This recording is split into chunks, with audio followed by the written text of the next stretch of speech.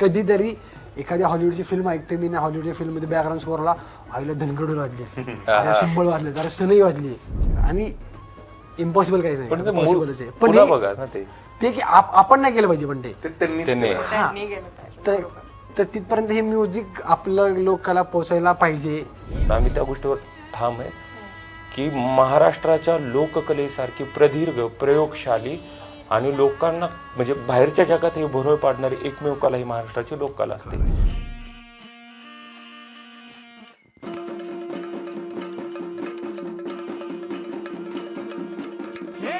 जुन्या कित्येक मी म्हणतो ना 22, 25 शो बघितलेली माणसं आहेत, त्यांना ते इतकं पाठ झालेले तरी ते म्हणतात ताल कचुरीत काहीतरी वेगळं केलं नव्हे आज काहीतरी, तर तिथे घडतं ते. हा बॉन्डिंगचा मुद्दा, अलर्ट राहणं तेवढंच आहे. काल हे वाजवले कदाचित वादकांना आज वाटतं की तिथेच येतो आम्ही, एका सेकंदात हा डोळ्यात चौघांच्या काहीतरी बघतो, मागच्यांच्या बघतो, तिकडून हर्षीकडच्यांना सांगतो आणि अख्खं मधलं बदलतो. आपण असं जाऊन येऊन अरे हे बदललं की मला माहिती आहे की हे ह्याच्यात काय आहे. आणि आम्ही काय करतो ऑन स्टेज, कधी कुठला ठेका चेंज करायला सांगतो, कधी कुठले नवीन चाल हा हे घ्या, आणि ते होतं. आणि ते काय ते त्यांच्या पोटेन्शियल आहे, म्हणजे ते एवढे आम्ही त्यांना स्टारच म्हणतो, खरं तर त्यांना समोर नाही पण त्यांना आम्ही मागे सगळे कोणालाही बोलत असेल ना आम्ही म्हणतो की ही आमची सगळी स्टार लोक आहेत आख्यानाची सगळे. म्हणजे सरप्राईज पण असेल कदाचित पहिल्यांदा घडत असेल असं की आमची सगळी बॅकस्टेजची टीम 100व्या वर्षाला ऑन स्टेज काही ना काही वाजवणार दिसणार.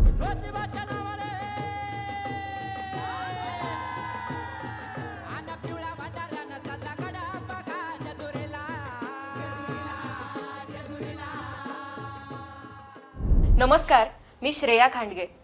फोक आख्यान या कार्यक्रमाबद्दल तुम्ही ऐकलं असेल, हा कार्यक्रम प्रत्यक्षात पाहिला असेल, अनुभवला असेल. तर मंडळी विचार करा की एक कोरा कागद आहे आणि या कोऱ्या कागदावर कोणीतरी आपल्या शब्दांच्या माध्यमातून एक अख्खं जग उभं करतं आणि या शब्दांमध्ये प्राण फुंकण्यासाठी येतात दोन जादूगार जे या शब्दांना संगीतबद्ध करतात आणि उभा राहतो फोक आख्यानाचा हा थाट, उभं राहतं हे फोक आख्यान. तर 7 फेब्रुवारी 2026ला सकाळ प्रस्तुत फोक आख्यानाचा कार्यक्रम होणार आहे जो सूर्यकांत काकडे फार्म्सला होणार आहे आणि त्यानिमित्तानं आपण आज मुलाखत घेत आहोत. आपण म्हणूयात की फोक आख्यानचे जे 3 मुख्य शिलेदार आहेत, म्हणजेच की ईश्वर अंधारे असतील, त्यानंतर विजय आणि हर्ष हे दोघं आहेत. तर आपण आज त्यांच्याशी गप्पा मारणार आहोत. तर सगळ्यात पहिलं मला तुम्हाला हे विचारायचं आहे की सुरुवातीला तुम्ही जेव्हा हे स्वप्न पाहिलं होतं की आपली लोककला आहे, आपलं जे लोकसंगीत आहे त्याला एका वेगळ्या उंचीवर नेऊन ठेवायचंय आणि आता 7 फेब्रुवारी 2026ला 100वा प्रयोग होतोय, लोकांचा इतका प्रतिसाद मिळतोय, तर काय भावना आहेत आता तुमच्या तिघांच्याही? 100वा शो होते, खरं तर छान पण वाटतंय. पण हे स्वप्न आम्ही खरं तर नव्हतं पाहिलं की आपण कुठला तरी काहीतरी कार्यक्रम करू किंवा लोकसंगीतासाठी, लोककलेसाठी काहीतरी करून तिथे 100व्या प्रयोगाला आपल्याला छान वाटेल असं काहीतरी करावं असं आमच्या डोक्यात नव्हतं. हा टप्पा खूप मोठा आहे, आमची आत्ताशी समुद्रातला एक थेंब असं म्हणूयात आपण. हा एक पहिला थेंब आहे की ज्यासाठी आम्ही सगळेजण उत्सुक आहोत, मराठी प्रेक्षक वर्ग उत्सुक आहे आणि सगळ्यांना छान वाटतंय. कारण आम्ही जे काही आमची टीम आहे सगळेजण ह्या आख्यानासाठी म्हणून पहिल्यांदा काहीतरी रंगमंचावर काहीतरी करू पाहतायत, करण्याची त्यांची इच्छा होती. त्यानंतर आम्ही अगोदरपासून पहिल्यापासूनच रंगभूमीवर काम करतोच आहोत, हा लेखक म्हणून किंवा आम्ही संगीत दिग्दर्शक म्हणून. पण आमची जी आख्यानाची टीम आहे तर ती आख्यान म्हणून खूप जण, म्हणजे 22 पैकी मी तुम्हाला सांगतो 17 ते 18 जण हे नवीन आहेत, पहिल्यांदाच काहीतरी प्रेक्षकांसमोर सादरीकरण म्हणून करणार आहेत किंवा करतायत गेली 1.5-2 वर्ष. तर आम्हाला सगळ्यांना, आमच्या तिघांना त्यांच्यासाठी खूप खास वाटतंय की अरे ही सगळी मंडळी आम्हाला माहिती नाही कधी रंगमंचावर आली असती का, ते लोकांसमोर इतक्या छान पद्धतीने प्रेझेंट झाली असती का. तर यासाठी म्हणून आम्हाला खूप छान वाटते. आणि दुसरं म्हणजे लोककलेला आख्यान हा एक खरं तर दुवा आहे या सगळ्यामध्ये, आणि किंवा आम्ही पण एक माध्यम म्हणून आहोत. म्हणून लोककलेला कुठेतरी आता मान सन्मान, लोककलाकारांना मान सन्मान थोडाफार मिळायला लागलाय. हे 100व्या टप्प्यापर्यंत घडू लागले, घडलंय किंवा सगळीकडेच होते असं नाहीये, थोड्याफार प्रमाणात सुरुवात झाली. आमच्यासारख्या मुलांना लोककलेची आवड निर्माण व्हायला लागली. हे खूप या टप्प्याला आमच्यासाठी खूप महत्त्वाचं आहे. आणि काय म्हणतात की ह्या 100व्या शोला इतके सगळेजण तरुण कलाकार किंवा तरुण प्रेक्षक वर्ग येतोय, तर हे सगळं पाहून आम्हाला खूप भारावल्यासारखं पण आणि खूप छान पण वाटतंय. खरं तर सगळं स्वप्न होते आमच्यासाठी. म्हणजे आम्ही सुरू जेव्हा केला शो, आम्ही बेसिक 2 शो करायचे आणि बंद करायचा असा आमचा प्लॅन होता खरं तर. पण 2चे 100 होतील कधीच वाटलं नाही. आणि कधी डोक्यात आलं नाही की एवढं आपण काहीतरी कलाकृती करतो आहोत आणि ती लोकांना एवढी आवडेल. कारण मुळात लोककला ऑलरेडी ती खूप उंचीवरच आहे, म्हणजे त्याला आम्ही काही उंच केलं नाही आहे किंवा आमच्यामुळे ती फार उंच झाली असं बिलकुल नाही आहे. ती ऑलरेडी खूप उंचीवर आहे आणि फक्त आमची आवड खूप लोककलेमध्ये असल्यामुळे आम्ही म्हटलं आपण काहीतरी करूयात आणि काहीतरी करूयाचं ते एवढं मोठं त्याचं रूपांतर झालं. 100 आहे, म्हणजे 100 या आकड्याभोवती आख्यानाचं स्वप्न होतं नव्हतं हा नंतरचा मुद्दा आहे. पण ज्या महाराष्ट्राच्या रसिक प्रेक्षकांमुळे हा योग आमच्या नशिबी आला आहे आणि सकाळनं असेल फोक आख्यानची मध्यस्थी त्याला एकत्र गुंफण करून आत्ता ज्या पद्धतीनं त्याचं सगळं संयोजन केलं जातं आहे आणि लोककलेच्या थाटाला त्याला म्हणूया आपण की आम्ही आता त्याला सांगीतिक थाट म्हणतो, जे कॉन्सर्ट आपण प्रचलित शब्दाला हे आहोत. पण आता या पद्धतीनं सादर होणार ते 100व्यासाठी म्हणजे वानखेडेवर सचिन आहे एवढी फिलिंग नक्कीच आहे. नक्कीच. तर ईश्वर तुम्ही लिखाण करता आख्यानाचं बरोबर, तर मला तुमचा आख्यानावर प्रचंड अभ्यास आहे किंवा लोककलेवर तुमचा प्रचंड अभ्यास आहे. तर मग लोककलेचा इतिहास याच्याबद्दल मला सगळ्यात पहिलं जाणून घ्यायला आवडेल, तर त्याच्याबद्दल सांगा. काय म्हणजे महाराष्ट्रापुरतं बोलायचं जर ज्या आपण म्हणूया की 12 बोलवते दार 18 पगड जाती शेतबांधावर वाढलेली सगळी लोक, त्यावेळेस त्यांच्या असणाऱ्या मनोरंजनांच्या साधनांपैकी एक. आता मनोरंजन शब्द थोडा बाजूला ठेवला, जसे दिवसाचे 8 प्रहर आहेत तशा 8 बदलणाऱ्या भावना आहेत. सुखदुःखाचं येणं जाणं आहे, सणासुदीचं येणं जाणं आहे. हे फक्त सांगून किंवा लिखित स्वरूपात तर राहत नाही, याला स्वरांची देवाणघेवाण आहे, याला सांगीतिक प्रवासाची देवाणघेवाण आहे. आणि ज्यावेळेस आपलं सुखदुःख वाटायचं आहे, आपला आनंद करायचा आहे, आपल्याला या एवढ्या सणांची माळ गुंपायची, हे सगळं करत असताना कशाचा आधार घ्यावा, तर ज्या मातीवर उभं राहून आपण या सगळ्यांचा विचार करू शकतो त्याच मातीचा आधार बनवावा. आणि लोकांनी लोकांसाठी केलेला तो आधार म्हणून तो एक फार म्हणजे नवरसाची जर वेगळी देवाणघेवाण माणसाच्या खऱ्या जाणीविषयी होत असेल तर ती लोककला आहे. महाराष्ट्रात जर 70-75% भाग हा ग्रामीण बोलींनी व्यापलेला वेगळ्या. आम्ही आख्यानातही घेतो फार आयरणी वगैरे वारली पवरीपासून आपण आगरी कोळी इथपर्यंत जर जातो आपण, तर त्या सगळ्या लोकांना माझं दुःख माझ्या भाषेतलं, माझं सुख माझ्या भाषेतलं ते आहे. म्हणजे आजही आम्ही किती जरी सुंदर जातेवरची गाणी केली किंवा जातेवरची ओळी चालली तरी बहिणाबाईंच्या एका ओळीपुढं ते निष्प्रभ ठरतं की अरे इथे नाही जाऊ शकत. मग ते अजरामर व्हायची कारण आहेत की त्या भागातली ते दुःख त्या लोककलाकारांनी त्यांच्या भाषेत आणली आणि लोकांपुढे मांडली आणि ते अजरामर झाली. आता काय हे वर्तुळ आहे, आम्ही ते काय ना आमचं आख्यान काय, आम्ही निमित्त ठरलोय. या काळात हे होणार होतं का होणार होतं, आम्हाला आनंद या गोष्टीचा आहे, ते करायचं भाग्य आमच्या ते गाण्याने आख्यानाला लाभलं. भूषण सरांना रणजित सरांना त्याच्यात भाग होणं हे महत्त्वाचं वाटणं, तर एवढाच फार मोठा उद्देश आहे. मस्त आतून जे काय वाटतंय आज 100व्या थाटासाठी ते काहीतरी कल्पनेच्या बाहेरचं आहे. तर आता फोक आख्यान जे उभं राहिलं म्हणजे हे शून्यातून एवढं मोठं साम्राज्य उभं राहिलंय आणि मी अगदी ठामपणे आता सांगू शकते की हा एक ब्रँड झालाय आता. म्हणजे फोक आख्यान म्हटलं की ब्रँड येतो. तर जेव्हा सुरुवातीला तुमच्या मनामध्ये ही संकल्पना आली तर तेव्हा काय प्रयत्न केले की हे करायचंच आहे आता आम्हाला. आणि काही दिवसांपूर्वीच फोक आख्यानच्या बाकीच्या टीम बरोबर आमच्या गप्पा झाल्या तर त्यांनी पण सांगितलं की विजय दादा असतील, ईश्वर दादा असेल आणि हर्ष दादा असेल, या सगळ्यांनी खूप वर्ष त्यांच्या डोक्यामध्ये ही कल्पना होती की हे करायचंय. मग वाद्यांची प्रॅक्टिस करण्यासाठी पण कितीतरी वर्ष गेलेले आहेत. तर तो सुरुवातीचा प्रवास कसा होता, कारण सुरुवातीचा प्रवास हा खूप खडतर असतो आणि मला तो जाणून घ्यायचा आहे. सुरुवातीचा प्रवास खरं तर खूप लांबून आहे, पण मी इतक्या मागे जात नाही. तो खूप आता बाकीच्या वेगवेगळ्या ठिकाणी आमच्या मुलाखतीमध्ये सांगितलंय. पण एक जनरल शॉर्टमध्ये सांगायचं म्हटलं तर गेली 5 ते 6 वर्ष आम्ही या प्रोसेसमध्ये आहोत.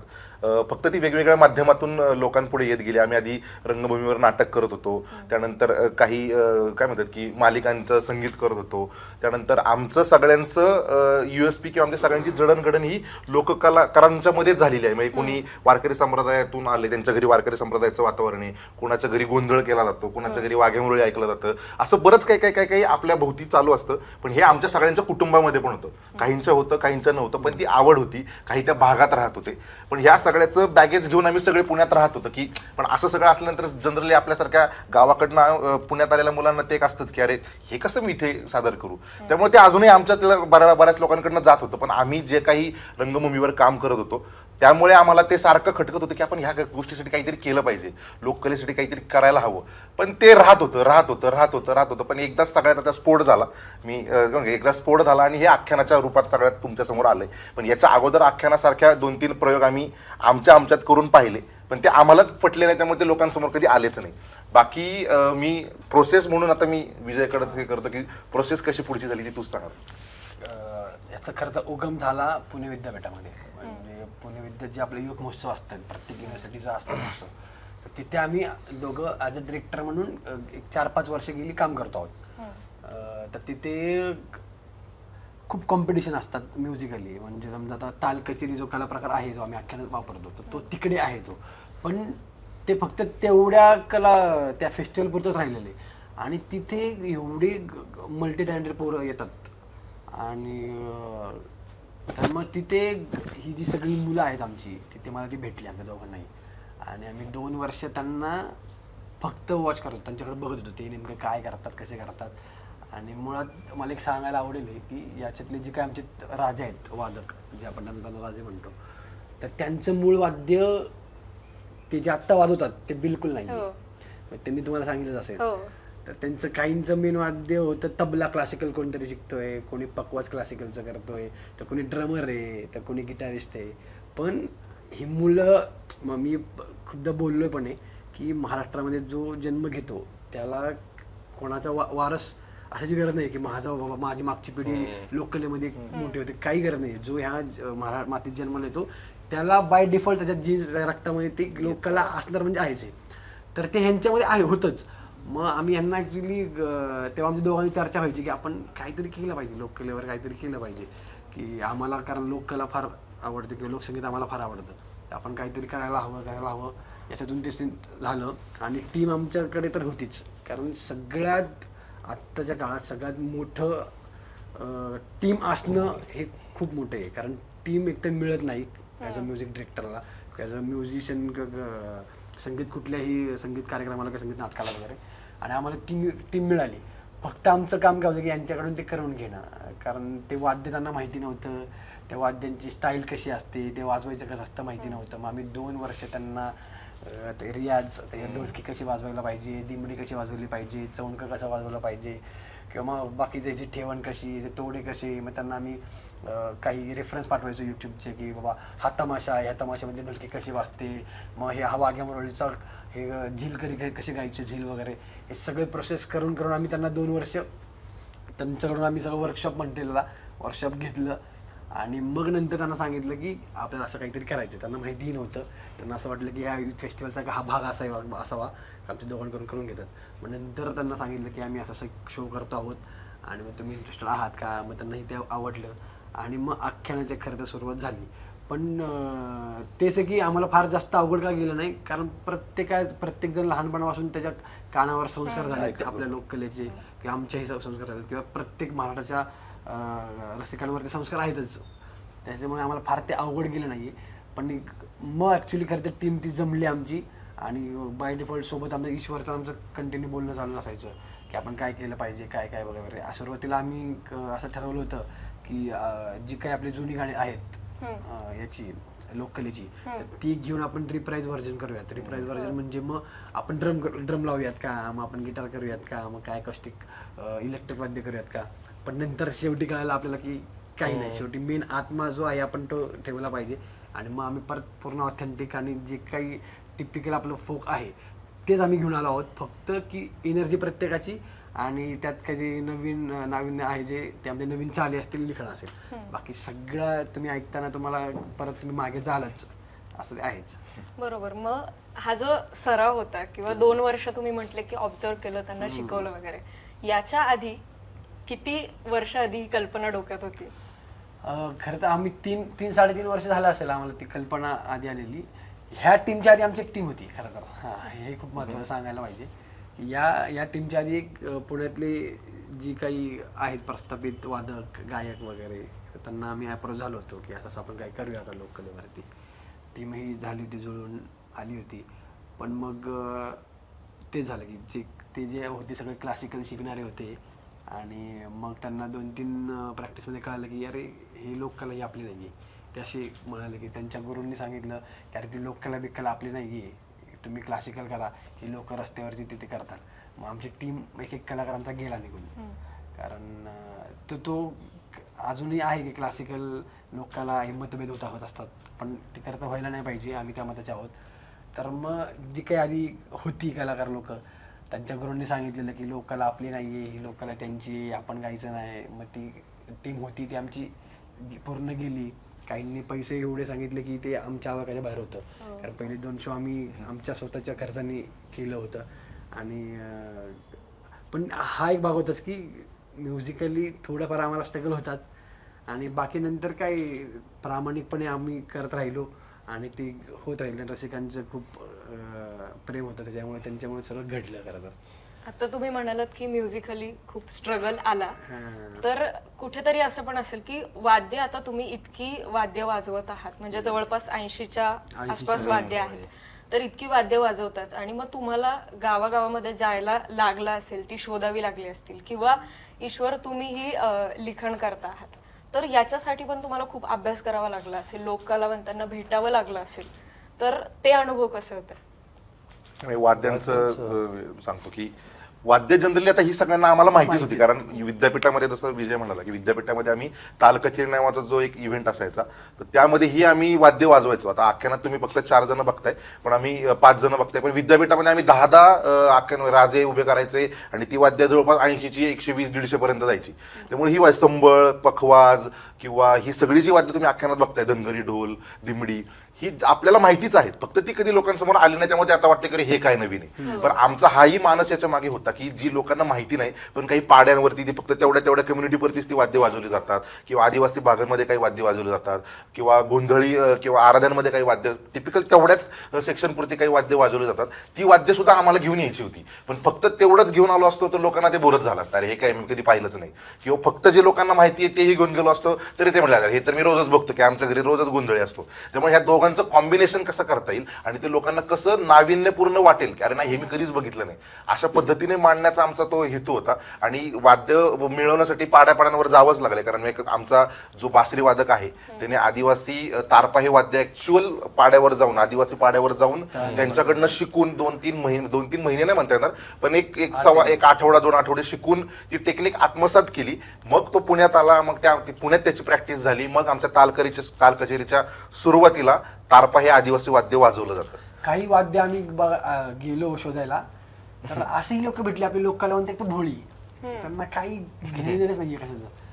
काही अशी होती की नाही म्हणजे त्यांचं आता नाव डवरी, जे वाद्य डवर नावाचं वाद्य, डवरी समाज जो आहे, तर म्हणजे आम्हाला त्या भागातच फक्त तो अनुभव आला. ते म्हणले की नाही आमच्या जात सोडून आम्ही देऊ शकणार नाही, ते फक्त आमच्या जातीचे लोक वाजवतात, ते आम्ही तुम्हाला देणार नाही. हा वाईट अनुभव आम्हाला आला. पण ते काय शेवटी ते अशिक्षित, तर काय आपले लोककला अशा लोक आपले सगळे अशिक्षित असल्यामुळे त्यांना ते माहिती नव्हतं. पण आम्हाला ते वाद्य नंतर मिळालं. पण ते पर्टिक्युलर असे अनुभव आले की आम्हाला वाद्य हवं होतं पण ते मिळालं नाही. मी दुसरीकडून शोधलं. पण काय बाकी आम्ही जे काही वाद्य वाजवतो ते युजली आता सगळं मिळतात. हा, फक्त की लोकांना असं वाटतं की आम्ही बघितलंच नाहीये, पण ती होतीच. आणि आम्ही आख्यानाच्या आधी आम्ही बरीचशी संगीत नाटकं केली आहेत, म्हणजे ईश्वरने लिहिली आहेत. तर त्या नाटकांमध्ये पण आम्ही फार फोक वाद्य वाजवली आहेत किंवा ती लहानपणापासून आम्ही आहे सोबतच आहेत आमच्या.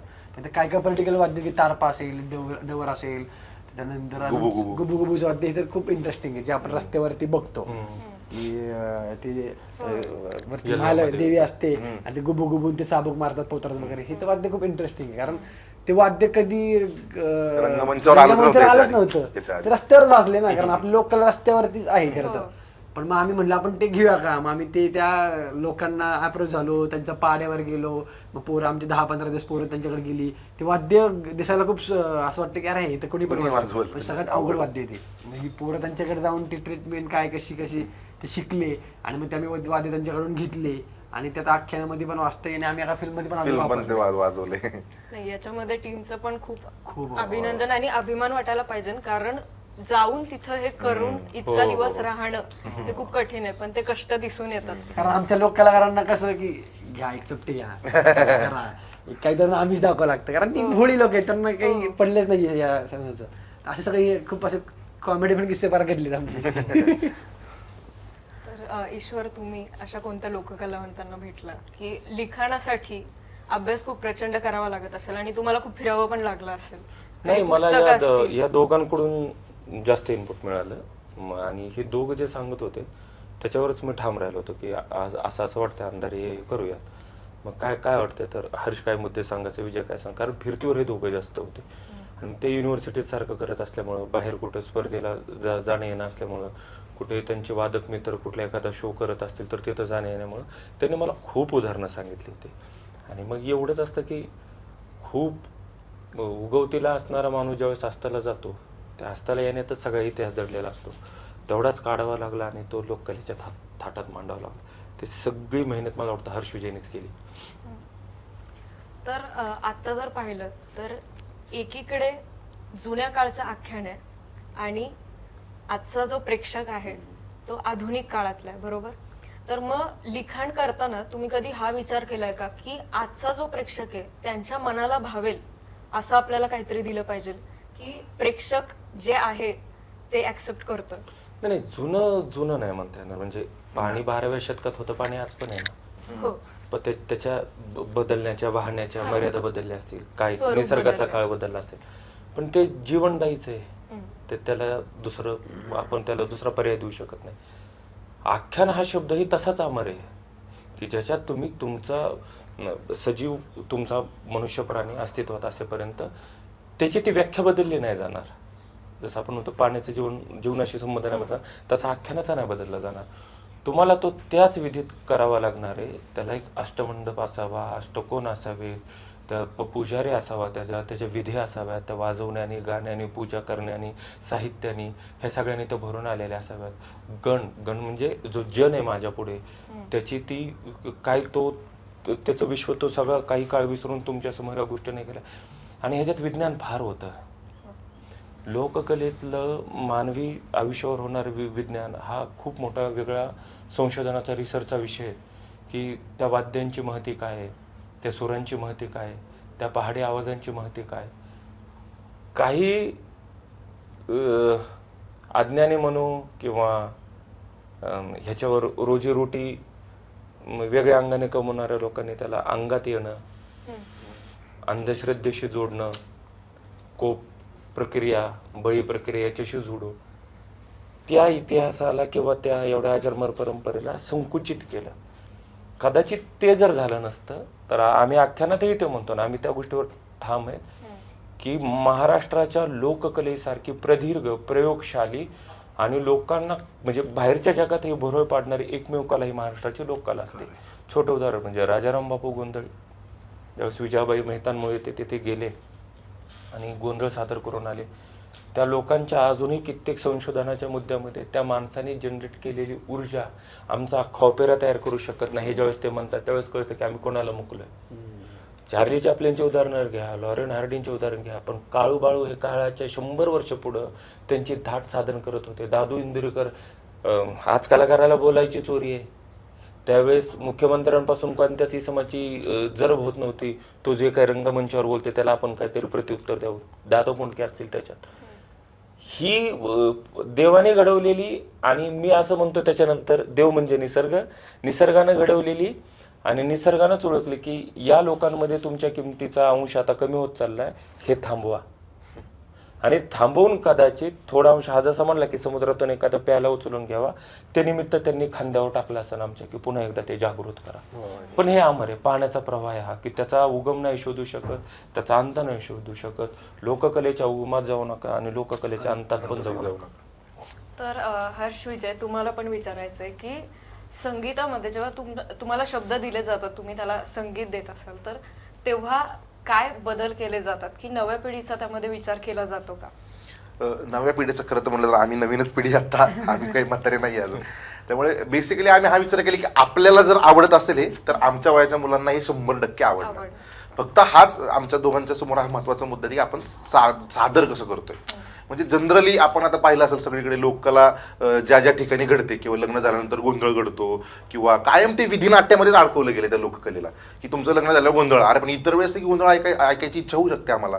किंवा आम्ही आख्यानामध्ये पण म्हणतो की त्याचा काय म्हणतात की रोजीरोटीसाठी म्हणून उपयोग कसा करावा, आर्थिक गणितं कशी बांधावी, हे आमच्या लोककलाकारांना कधी कळलंच नाही. कदाचित आत्ता जेनझी किंवा मोबाईल फोन, यूट्यूब किंवा आम्ही जगभरात जोडले गेलोय, त्यामुळे हे आपल्याकडे असलेलं इतका मोठा खजिना लोकांसमोर किती चांगल्या पद्धतीने मांडावा हे कदाचित आम्ही त्याचे मीडियम झालो असो आणि आम्हाला तो उमजला आहे असं म्हणणार नाही. थोडाफार कळाला की बाबा इतकं छान पद्धतीने मांडूया. कारण आम्ही कधीच 5-5, 10-10 संबळ ऐकले नव्हते एकत्र. आम्हाला ती क्युरियोसिटी होती. आम्हाला आख्यान हे अजून काय म्हणतात की स्टेज लिमिट असल्यामुळे आम्ही आता 4 राजे किंवा 22 जण आहे. तसं आम्हाला जर संधी दिली कोणी तर आम्ही 200 लोक थांबू शकतो स्टेजवर. तो साऊंड म्हणजे आपल्या वाद्यांचा साऊंड हा नवीन पिढी जुनी पिढी नाही, अजून 100 वर्षांनी जरी तुम्ही 100 संबळ लावणार तरी त्याही पिढीला ते आवडणार 100%. इतकी ताकद आपल्या लोककलेमध्ये आहे. खूप ताकद आहे. त्यामुळे नवीन पिढीचा विचार असा करा, आम्हाला जे आवडलं की बाबा हे अशा पद्धतीने मांडूयात. कारण जनरली आता साऊंड आणि ह्या सगळ्या संकल्पना आपल्यासारख्या नॉर्मल लोकांनाही समजायला लागल्यात आता की ह्या फिल्मचा साऊंड वेगळा आहे बरं का, साऊंडस्केप वेगळा आहे बरं का, हे शब्द आता लोकांना कळायला लागलेत. आधी ते फक्त तेवढ्या चमपुरतच मर्यादित होते. त्यामुळे आम्ही तोही विचार केला आणि आम्हालाही जनरली त्या गोष्टीमध्ये इंटरेस्ट होता की आपण नुसतंच ओबड लोककला नाही मांडायची की उगाच 4 संबळ लावलेत असं नाहीये. तुम्ही जर आख्यान पाहिलं असेल वेगवेगळ्या गाण्यांमध्ये वेगवेगळी वाद्य वेगवेगळ्या पद्धतीने पेरली गेलेली आहेत. कारण त्याची ती मजा यायला पाहिजे, त्याचा आनंद घेता आला पाहिजे लोकांना. तो एक मुद्दा होता. आणि दुसरं म्हणजे शब्दांवर गाणी आणि गाण्यांवर शब्द, हा विजय जास्त चांगला सांगेल. खरं तर आहे ना, आमचं असं म्हणणं आहे की गाणं हे भावनेचं गाणं असतं. म्हणजे माणसाला ते गाणं का आवडतं, कारण तो कनेक्ट करतो त्या गाण्याला. आणि एक गोष्ट तर कळाली की आपल्या महाराष्ट्रातली जी काही लोक आहेत, जे महाराष्ट्राची आपली मंडळ आहेत, ती सगळी भावनिक आहेत, खूप भावनिक आहेत. आणि तो एक आमच्या तिघांमध्ये एक तर दुवा असेल की आम्हाला जे मनापासून जे गाणं वाटतं ना, आम्हाला लागतंय ते गाणं, मग ते वाद्य असं नाही तर नसतं, ते गाणं प्रेक्षकांना आवडणार म्हणजे आवडणार. त्याच्यामुळे आम्ही आमचं गाणं हे तयारीचं नाही आहे. म्हणजे एक तर तयारीचं गाणं असतं, एक तर भावनेचं असतं किंवा अजून खूप असतात. पण आम्ही खूप सांगतो की आम्ही अशिक्षित आहोत गाण्याचा. आम्ही म्युझिकली, कारण आमच्याकडे जे संस्कार गाण्यावर पडले ते भावनेचे संस्कार पडलेत लहानपणापासून. त्याच्यामुळे आम्हाला भावना फार कळते. आम्हाला जर विचारलं की तुमचं म्युझिक लोकांना का आवडते, की आम्हाला माहिती नव्हतं की आख्यानाची गाणी एवढी लोकांना तोंडपाठ असतील. पण आम्हाला हे कळतं की आम्हाला भावना फार चांगली कळते. आणि जेव्हा ते लिरिक्स येतात किंवा जेव्हा चाल याच्याकडे जाते, आम्ही म्हणजे असं खूपदा झाले आख्यानाचे गाणी की जेव्हा आधी चाली झाल्यात आणि नंतर लिरिक्स आलेत, असे झाले, शब्द आलेत, मग चाल झाली. हे असं 2 प्रक्रिया असतात. पण आम्ही एकमेकांशी कधीच बोलत नाही. ह्याला चाल गेल्यानंतर ना ह्याला कळतं की ह्याला काय म्हणायचंय. कारण शेवटी तेच ना भावना. आम्हाला वाटतं की तेच मुळात की म्युझिक डिरेक्टरला खूप तुम्हाला झोन तयार करावं लागतात. म्हणजे मी म्हणतो की मला एक मुलगा म्हणून मी आईपाशी वेगळा असतो, मी कंपोजर म्हणून वेगवेगळा असतो, मित्रभाषिक मी वेगळा असतो. हे झोन. किंवा मला लावणी जर कंपोज करायची असेल तर मला नृत्यांगण व्हावं लागतं. तर मला जर अंगाई करायची असेल तर मला आई व्हावं लागतं. जर मला बापाचं गाणं मला बाप व्हावं लागतं. ही सगळी भावनाच आहे. त्यामुळे ही भावना आधीपासून आमच्या होतीच. ह्याला जेव्हा आम्ही चाल पाठवतो डायरेक्ट करून, ह्याला सगळं कळतं की अरे हारच विजयला ह्या गाण्यामध्ये काय हवंय. आणि आम्ही फक्त भावनेवरच किंवा आम्ही त्या कंटेंटवरच चर्चा करत असतो. आणि त्याचं जेव्हा लिरिक्स येतात ना तेव्हा आम्ही म्हणतो की अरे हे आपल्याला जमले. किंवा हा जेव्हा लिरिक्स पाठवतो तेव्हा बाय डिफॉल्ट म्हणजे आख्यानाची अंगाई अख्ख्या जातीवासाचं गाणं आहे सर, ते त्या गाण्याला अक्षरशः सगळे रडतात. म्हणजे पुरुषापासून ते स्त्रियापर्यंत सगळे रडतात. आणि ते आम्ही रडतो स्टेजवर खूपदा. ज्यावेळी याचे लिरिक्स आले होते, आम्ही जेव्हा त्याला चाल केली आणि ते वाचता त्या चालीने जन्म घेतला आणि चाल झाल्यानंतर आम्ही रडत होतो की काय. कारण शेवटी तेच आहे ना की आपण एकतर आपला महाराष्ट्र खूप भावनिक आहे, आपले लोक खूप भावनिक आहेत, ती भावना आपल्याकडे आहेच. आणि आमचं गाणं हे भावनेचं गाणं आहे, आमचं गाणं तयारीचं बिलकुल नाही आहे. मी सगळ्यांनाही सांगतो की आम्हाला आम्ही खूप लहान आहोत ॲज अ म्युझिक डिरेक्टर म्हणून. कारण आमच्याकडे अनुभव पण फार नाही आहे. पण तेच की जे काही संस्कार महाराष्ट्राने कानावर दिलेत आणि परत कटतो की ह्याचा आम्हाला फार उपयोग होतो. ह्याचा अभ्यास खूप जास्त चांगला आहे. आणि परत तेच कनेक्ट की आम्हाला हा खूप जास्त सांगतो की नाही हा शब्दाचा अर्थ हा पाहिजे, कारण काही काही शब्द तर आम्हाला माहिती नसतात, आम्हाला माहिती नाही. हा ज्या काही शब्द आणतो, म्हणजे डिंबाडा नावाचा शब्द आम्हाला माहितीच नव्हता. आणि डिंबाड्याचा ह्याने अर्थ सांगितलं की काय नाही, हा जो धुनकर ढोल जो वाजवणारा माणूस आहे ह्याला डिंबाड्या म्हणतात. माहितीच नव्हतं आम्हाला, कारण हे शब्द खूप कमी आत्ता उच्चारले जातात किंवा आम्ही ऐकलीच नाही, कारण आम्ही पण झंजीमध्ये जातो आम्ही पण, म्हणजे की आम्ही 70-80 म्हणायचे, त्यामुळे आम्हाला ही माहितीच नव्हतं. पण ह्याच्यामुळे खूप आम्हाला शब्दांचा अर्थ कळाले आणि चालीला खूप आम्हाला फायदा होतो याचा. आणि तेच की जिवंत असण्याचा काळ असतो तो, शब्दांवर चाली होणं, चालींवर शब्द होणं. लोकांना जगण्या मरण्याचं गाणं आहे, काही प्रत्येक बांधावरती आणि प्रत्येकाची. आणि हीच आत्ता त्या दोघांनी सांगितलेली जी सगळी आहे पद्धत, तीच खरं म्हणजे इतिहासात जायची गरजच पडत नाही. ते करत असतानाच असं वाटतं काय म्हणजे आधीच्यांनी काय करून ठेवले होते, काय कुठे आपण अजून कुठे खेळतोय आपण, म्हणजे यांच्या पुढे तर नाहीच अजून. किंकरा समान म्हणावी. आख्यानाचं एक वैशिष्ट्य आहे, म्हणजे ईश्वरचं पण ते वैशिष्ट्य आहे, आख्यानाचं एकही गाणं रिपीट लिहिलं गेलेलं नाहीये. एक टाकी लिहिलंय किंवा चालही एकदाच झाली, परत चेंज नाही झालेलं. सगळी गाणी एक टाकी लिहिली तरी चालही परत नाही आता ह्या थोडीशी चाल बदलू, त्याला नंतर सजावट भरपूर झालेली आहे, पण एकदा चाल झाली, चालीच्या पलीकडे ते हे आम्हालाही विशेष वाटतं कधी कधी, कारण काही काही गाण्यांना आम्हाला इतका वेळ लागतो, म्हणजे बाहेरच्या चित्रपटांच्या किंवा मालिकेंचा. पण आख्यानाच्या गाण्यांना वेळ गेला, पण ते एकदा जे झालं ते झालंच, परत आम्ही त्याला काही हलवलं नाही. म्हणजे अजूनही ते आम्हालाही भावतं. म्हणजे आता 100वा आपला आख्यानाचा सांगीतिक थाट येऊ घालतोय, पण मी तुम्हाला सांगतो जवळपास 50 ते 60 आख्यानाच्या थाटाला आम्ही सुद्धा रडलेलो आहे जात्यावरच्या गाण्याला. इतकं ते भावतं आणि त्या वेळेस ते सगळ्यांना रंगमंचावरची एनर्जी एवढी वेगळी असते ना की काही. आणि ह्याचं मला एक फार आवडतं, म्हणजे ह्याचं मी कौतुक करतोय, ह्याची हा जो शब्द निवडतो ना, की हा जो शब्द साठा आणतो ना, आम्हाला माहिती नसतात ते. आणि असं आम्ही बरेचसे काही कमर्शियलच्या बाहेरचे आम्ही काम करत आहोत, बऱ्यापैकी आम्ही तिकडने केले आम्ही. तर समोर प्रोड्युसरचा किंवा वॉट एव्हर डिरेक्टरचा किंवा क्लायंटचं असं म्हणणं असतं की अरे हा शब्द माहीत नाही लोकांना, हा का बदलूया आपण, सोपं पाहिजे. पण आमचं पण दोघांचं होतं कधी, अरे ईश्वर कर ना सोपं. ह्याचं म्हणणं असतं की जर हे शब्दच लोकांना कळले नाही तर शब्द कशी येणार ना, संपून जाणार ना. आणि लोकांना विचार करू देत ना की हा शब्दाचा अर्थ काय, ते शोधतील, विचारतील, भेटतील. आणि हे खरं तर ना प्रत्येक लेखकाचं पाहिजे की. आणि बरोबरच आहे की पण शब्द बी अशा फार दूरचे नाही, म्हणजे काय पण म्हणा, अंगणात बसलेल्या आजीचे शब्द आहेत ते. जाता जाता तुम्ही जर पाणी मागितलं त्यांना, ते पाणी देताना तुम्हाला 2-3 प्रश्न विचारते, कुठं आले, कोणत्या गावाचे, काय, हे बोलताना ते मध्ये 2-3 असे शब्द बोलून जाणार. आपण पहिले 1-2 शब्दांवरच प्रश्न ओळखतो, मधल्या शब्दाचा अर्थ कळलेला नसतो. तर ती लोक जीवन देतात. आणि नंतर ज्यावेळेस कळालं की आख्यान पुढे जायचं कारण काय, तर त्या वयातलं प्रेक्षकांचं आख्यानाला येणं. म्हणजे तुम्ही 4 वर्षाची मुलगी बघतायत, 80 वर्षाची आजीही बघताय, हे समीकरण आख्यानानं घालून दिलं. मग आख्यान पोहोचवतं काय, दुवा, जसं तो सगळ्यात सुरुवातीला म्हणाला होता तेच की एक तर नातीनं आजीला आणलेले आणि आजीनेही नातीला आख्यानाला घेऊन आणले, ते बघ जरा काय. तर दोघांच्या जाणीवेचा मुद्दा झाला. म्हणजे खूप मधल्या पिढीच्या गॅप नंतर आत्ता कदाचित ज्या खूप तरुण मुलं मुलींनी शो पाहिला, जे म्हणूया किंवा त्या 4-5 हार्डली, ह्याच्या पलीकडे काय सांगावं की 8व्या 7व्या 8व्या महिन्याच्या पोटोशी असणाऱ्या, गरोदर असणाऱ्या महिला ज्यावेळेस संस्कार म्हणून किंवा ह्याच्या ती भावना तुम्ही फेडू शकत नाही त्यांच्यासमोर. म्हणजे आख्यानाला, तुमच्या संस्काराला जर आख्यान इतकं देणं लागतं तर हे फार मोठे हो. म्हणजे ही जबाबदारी आता ती तुमच्या प्रश्नातून येऊ शकत नाही आणि माझ्या उत्तरातून येऊ शकत नाही. ही फक्त त्याला मुलामा लावणारा शब्द, ही जबाबदारी. पण याच्यात काहीतरी फार असं खोलवर आहे की ते जाणवत राहतं प्रेक्षकांसोबत विशेषतः. तर आपण असं म्हणू शकतो की काही होऊ दे, जिथे भावना आहेत तिथे प्रेक्षक हा खेळून राहणार आहे. मग जेनझी असू दे, अल्फा बीटा, किती पिढी असं म्हणेल जिथं भावना आहे तिथं लोककला आहे आणि ती लोककला लोकांसोबत आहे. सगळ्यात मध्ये ते तो दुवा सगळ्यात महत्वाचा. तर आता काही दिवसांपूर्वी मी संपूर्ण टीमची मुलाखत घेतली, तर तेव्हा तुमच्या तिघांचं नाव खूप वेळा कानावर पडलं. म्हणजे इतकं प्रेम आहे टीम मध्येच की विजय दादा आमच्याकडून सगळं करून घेतो, विजय दादाकडून आम्ही इतकी वाद्य शिकलोय. किंवा जेव्हा टीम शोधली तेव्हा सांगितलं की तुम्ही जेव्हा टीम शोधत होता तर फक्त वाद्य वाजवतोय, याच्या पलीकडे जाऊन आमचा स्वभाव कसा आहे याच्यावर पण त्यांनी लक्ष दिलं. हे शाहीर चंद्रकांत माने यांनी मला वाटलं सांगितलं. चंद्रकांत माने बोलला असं. बाहेर बोलले. तर हे जे प्रेम आहे हे तुमच्यावर असलेलं त्यांचं प्रेम आहे, तर तुमच्या टीम बद्दल काय भावना आहेत? बापरे, विजू तूच सांग आधी.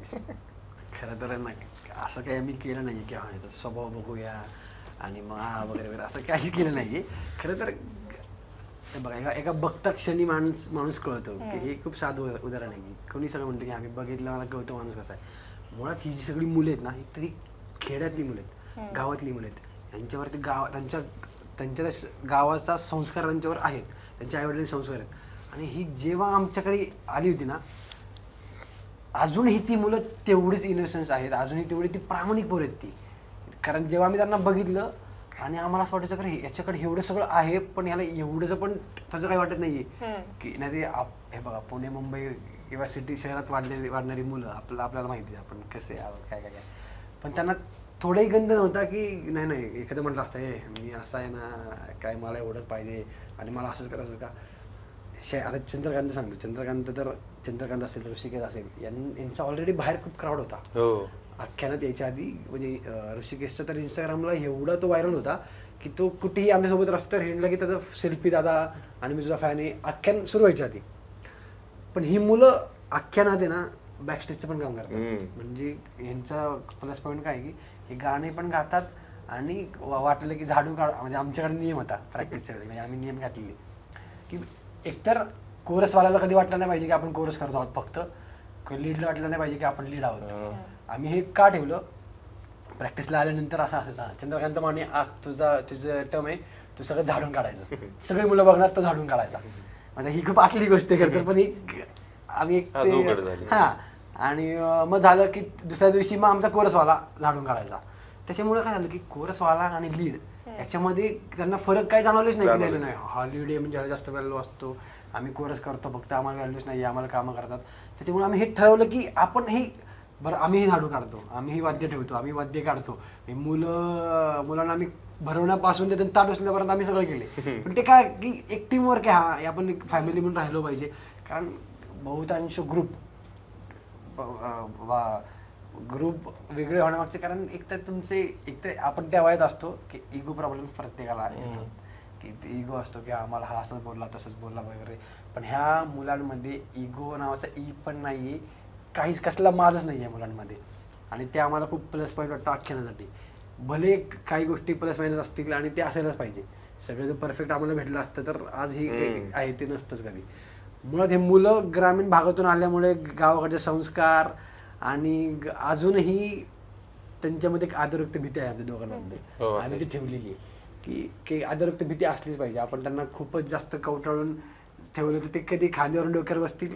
स्वभाव येतो माणसाचा, आमचंही होतच असं. कारण आमच्याही दोघांना वरती हँडल करणारा ईश्वर असतो की आम्हाला दोघांना कधी वाटलं तर हा मग तो त्याच्या भाषेत आम्हाला बोलतो की ह्याच्यावर एक करणारा कोणतरी आहेच.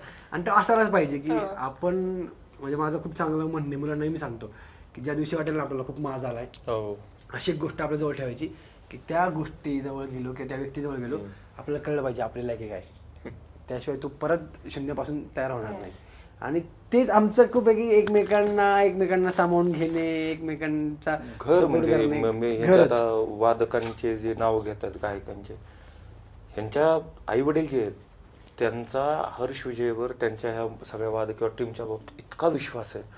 म्हणजे आणि हे बोलायला नाही, आमच्या अपरोक्ष तुम्ही जरी जाऊन पाहिलं किंवा त्या आळंदीत राहणारे असतील, नाशिकमध्ये राहणारे असतील, तेवढे निर्धास्त आहेत आता मुलांच्या बाबतीत की ते तिथे आहेत.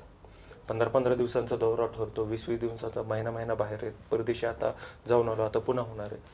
पण ते ना असं तुटकपणा जो आहे ना तो शून्य होतो. कारण मी अनुभवलंय की ते घरी नसताना जरी हर्ष विजय तिथं गेलेले असतील त्यांच्या घरी तरी त्यांना त्यांचंच लेकरू घरी असल्यासारखं वाटतं. आणि ते माया करण्याच्या ज्या पद्धती त्यांच्या म्हणजे ते चेहऱ्यावर हात फिरवतच राहणं, हे करतच राहणं, ते करत, त्याच्यामुळे ते एक माहिती आहे की फार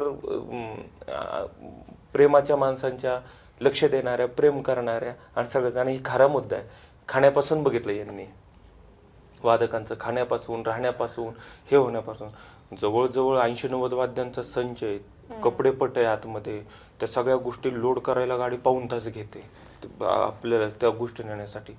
तिथे याच्या एका मेसेजवर ते सगळं होतं की ही व्यक्ती आहेत, ही सकाळी येतील, गाडी इथे इथे या पद्धती आल्यानंतर तुम्ही ते वाद्य भरणार आणि शो झाल्यानंतर तो एक मेसेज टाकतो ही मंडळी आहेत, गाडी भरणार आणि आपल्या त्या ठिकाणी जाणार.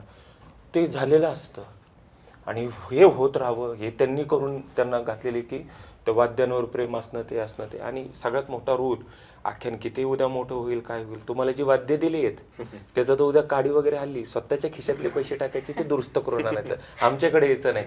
त्याच्यामुळे त्या वाद्यांवर असणार त्यांचं जे खूप प्रेम आहे. प्रचंड प्रेम आहे त्या वाद्यांवरती सगळ्यांचं. आणि ते काय आम्ही खरं तर ना याला ग्रुप म्हणतच नाही, आम्ही सगळं फॅमिली आम्ही सगळे तर आम्ही ट्रीट पण असं करतो की भावांसारखे ओरडतो आम्ही फार, आम्ही खूप ओरडतो त्यांना. ज्या मोठ्या मोठ्या लोकांनी आख्यान पाहिलंय त्यांचं आम्हाला विंगीत यायचंय, आम्हाला विंगीतून बघायचं किंवा आम्हाला तुमच्यासोबत गाडीत प्रवास करायचा आहे. कारण म्हणणं आहे की तुम्ही ऑडियन्स साठी करता हा फार नंतरचा मुद्दा आहे, तुम्ही तुमच्यासाठीच करत असता काहीतरी, तुम्हालाच खेळायचंय, तुम्हालाच आनंद घ्यायचा, तुम्हाला तुमचं जायचंय. पण ते आतलं जे वातावरण आहे ते आमचं आहे. मुळामध्ये आता आख्यान सुरू झाल्यापासूनच आम्ही सगळे एकत्र दिसतो असं नाहीये की सगळी मित्रमंडळी होती अगोदर आमची. आम्ही काही मुलं आमची 10-10 वर्ष झालं आम्ही ओळखतोय, आम्ही मित्र आहेत एकमेकांचे. त्यामुळे मित्र आणि काही तर लहानपणापासून आहेत, म्हणजे काही संबंध पण नाहीये संगीताशी. अशा लोकांनाच आम्ही ठेवले नाही, तू माझा मित्र आहे तर तू पाहिजे मला इथे. त्यामुळे हा एक संबंध आहे आणि आख्यानामुळे म्हणून आम्ही काही संगीत दिग्दर्शक किंवा हा लमान बंधू आणि ते वादक हे कॉम्बिनेशन म्हणून आम्ही जे वर्क करतो ते त्यांना पण आवडतं की बाबा काही ठिकाणी मित्र आम्ही दंगा करत असतो, मग तिथे आम्ही संगीत कारभार आम्ही फुल दंगा नसतो, तिथं मग तिथे हर्षविजय नसतो, ईश्वरी नसतो, मग फार उड्या मारणे एकमेकांना मारणे सगळं होतं इथपर्यंत. पण ज्यावेळेस आख्यान म्हणून आम्ही प्रेझेंट होतो तिथे ते अंतर आम्ही ठेवलंय कायम आणि त्यांनाही ते हवंय, कारण ते हे सगळं जे चालली ती घडी एकत्र ती ठेवण्यासाठी हे अंतर खूप महत्वाचं असतं. त्यामुळे काय म्हणतात ते मित्र कम आमचे सगळे प्रोफेशनल वादक असं सगळं एकत्र आहे ते संबंध. म्हणजे 100वा थाट बघायला येणाऱ्या लोकांना जर त्याचं मी छोटं उदाहरण द्यायचं झालं ना, ज्यावेळेस ताल कचेरी नावाचा थाट सुरू होतो आणि हर्षविजयंची लोकांकडे पाठ असते आणि वादक ते सगळं परफॉर्म करतात, बारकाईनं फक्त बघा की बॉन्डिंग नावाचा प्रकार काय चालतो. जुन्या कित्येक मी म्हणतो ना 22, 25 शो बघितलेली माणसं आहेत, त्यांना ते इतकं पाठ झालेले तरी ते म्हणतात ताल कचेरीत काहीतरी वेगळं केलं तुम्ही, काहीतरी ते तिथे घडतं. ते हा बॉन्डिंगचा मुद्दा, अलर्ट राहणं तेवढंच आहे. काल हे वाजवले कदाचित वादकांना आज वाटतं की तिथेच येतो आम्ही, एका सेकंदात हा डोळ्यात चौघांच्या काहीतरी बघतो, मागच्यांच्या बघतो, तिकडून हर्षिकडच्यांना सांगतो आणि अख्खा मधलं बदलतो. आपण असं जाऊन येऊन अरे हे बदललं. आम्ही ऑन स्टेज खूप चेंजेस असतात. म्हणजे ते त्यांनी सांगितलं असेल आणि की ते on stage- सांगितलं विजय दादा अचानक चेंजेस काय होतं, करतो. मला एकतर मुळात एक विश्वासाची गोष्ट आहे. आमच्या दोघांना आमच्या सगळ्या टीमवरती एवढा विश्वास आहे ॲज अ कलाकार म्हणून की मला माहिती आहे की हे याच्यात काय आहे. आणि आम्ही काय करतो ऑन स्टेज, कधी कुठला ठेका चेंज करायला सांगतो, कधी कुठले नवीन चाल हा हे घ्या, आणि ते होतं. आणि ते काय ते त्यांच्या पोटेन्शियल आहे, म्हणजे ते एवढे आम्ही त्यांना स्टारच म्हणतो खरं तर, त्यांना समोर नाही पण त्यांना आम्ही मागे सगळे कोणालाही बोलत असेल ना आम्ही म्हणतो की ही आमची सगळी स्टार लोक आहेत आख्यानाची, कारण ते एवढे हुशार आहेत मुलं सगळी. त्याच्यामुळे आम्ही ऑन स्टेज काय कंपोजिशन करतो ना ते लगेच झटक्यात ते घेतात, त्यांना ते माहिती नाही. आणि हे आम्हाला खूप भारी वाटतं की त्यांच्याकडे जे आहे ते त्यांना काहीच माहिती नाही आहे आणि ते कधी कळू पण नाही त्यांना, कारण ते कळालं तर ते माहिती नाही टिकेल की नाही, पण त्यांना ते माहिती नाही आहे. ते सेम आमच्याकडे जे आहे आम्हालाही ते माहिती नसतं. ती काही एनर्जी आहे ती स्टेजवर रंगमंचावर गेलो की त्या आख्यानाची सगळी कृपा आहे. पण नंतर बॅक स्टेजवर तुम्ही आलात की तुम्ही म्हणाल अरे तुम्ही ते नव्हताच, तुम्ही काहीतरी वेगळं झालं. एवढं आम्ही टाइमपास मस्ती करतो. आणि अजून एक की आमचा जो मेकअप आर्टिस्ट आहे, आमचा विशाल म्हणून जो मित्र आहे आणि आमची अमृता म्हणून जे मैत्रीण आहे, हे सगळे लहानपणापासूनचे आमचे मित्र आहेत. आमच्या मेकअप आर्टिस्टला आम्ही सांगतो की ऐक ना कुर्ता घाल आणि स्टेजवर आहे, त्याला आम्ही स्टेजवर आणतो आणि त्याला आम्ही शंका वाजवला होतो. म्हणजे त्याचा काही संबंधच नाही रंगमंचाचा, कारण तो बॅक स्टेज केला, पण त्याला एवढं भारी वाटतं ना, मग तो आता म्हणतो हा मला आता 100व्या शोला मे बी तो दिसेल काहीतरी वाजवताना. सगळे म्हणजे सरप्राईज पण असेल, कारण पहिल्यांदा घडत असेल असं की आमची सगळी बॅकस्टेजची टीम 100व्या शोला ऑन स्टेज काही ना काही वाजवणार सगळे, म्हणजे परत लेवल उचलण्यापासून तो मागचा मेकअप आर्टिस्ट असेल, कॉस्ट्युमवाला असेल, आमचा इस्त्री करणारा मुलगा असेल, सगळी मुलं आख्यानाला 100व्या शोला ऑन स्टेज वाजवून दिसणार आहेत पहिल्यांदाच. आम्ही सगळ्यांना घेणार आहोत. मग आता प्रेक्षकांना पण विनंती आहे की तुम्ही यायलाच पाहिजे, 100व्या प्रयोगाला नक्की या. तर पुढचा प्रश्न असा आहे तुमच्यासाठी की आता जे लिखाण होतं ते तुम्ही स्वतः करता किंवा गाणी तुम्ही लिहितात आणि जी गाणी आहेत ती स्वरचित पण आहेत, तुम्ही त्याला संगीतबद्ध करता. आणि अनेक जी वाद्य आहेत ती तुम्ही खूप दुर्मिळ होत चालली आहेत, पण ती तुम्ही आणतायत आख्यानाच्या माध्यमातून, ती लोकांना दाखवतायत, ती प्रकाश झोतात आणतायत. पण आज जर गेलं तर ग्रामीण भागामध्ये अजूनही गेलं तर जुनी जाणती अनेक अशी माणसं आहेत की त्यांच्याकडे लोकगीतांचा खूप मोठा साठ आहे. ते जे शब्द आहेत, ती जी गाणी आहेत किंवा छोटे पोवाडे असतील, अगदी छोटी छोटी लोकगीतं असतात, पण ती कुठेतरी त्यांच्याबरोबर लुप्त होत चालली आहेत. आणि मगाशी पण तुम्ही म्हणाले की लिखित स्वरूपात असं काही नाहीये, ते एक वेळेस बरोबर आहे, पण ही जी मौखिक परंपरा आहे ती त्या लोकांबरोबर लुप्त होत चालली. तर मग हे शब्द पुढे आणण्यासाठी तुम्ही कधी विचार केला का की काय प्रयत्न करता येतील? तोच मगाशी जे चाललं होतं की आमचं की काय नवीन आहे शब्दांचा, सगळं मराठी साहित्य म्हणजे म्हणूया आपण की विवेक सिंधू किंवा ज्ञानेश्वरी पासून पुढे आपण येऊन खेळ खेळतो त्याचा. तर या सगळ्या म्हणजे प्रश्नाला धरूनच या सगळ्यांच्या पाठीमागं संत साहित्यातली शब्द परंपरा हे मराठीचं प्रमाण मानलं जातं, मराठीचा उगम मानला जातो. मराठी तिथून पुढे सुरू झाली असावी आणि तीच शब्द परंपरा रुजू झाली संबंध महाराष्ट्रामध्ये.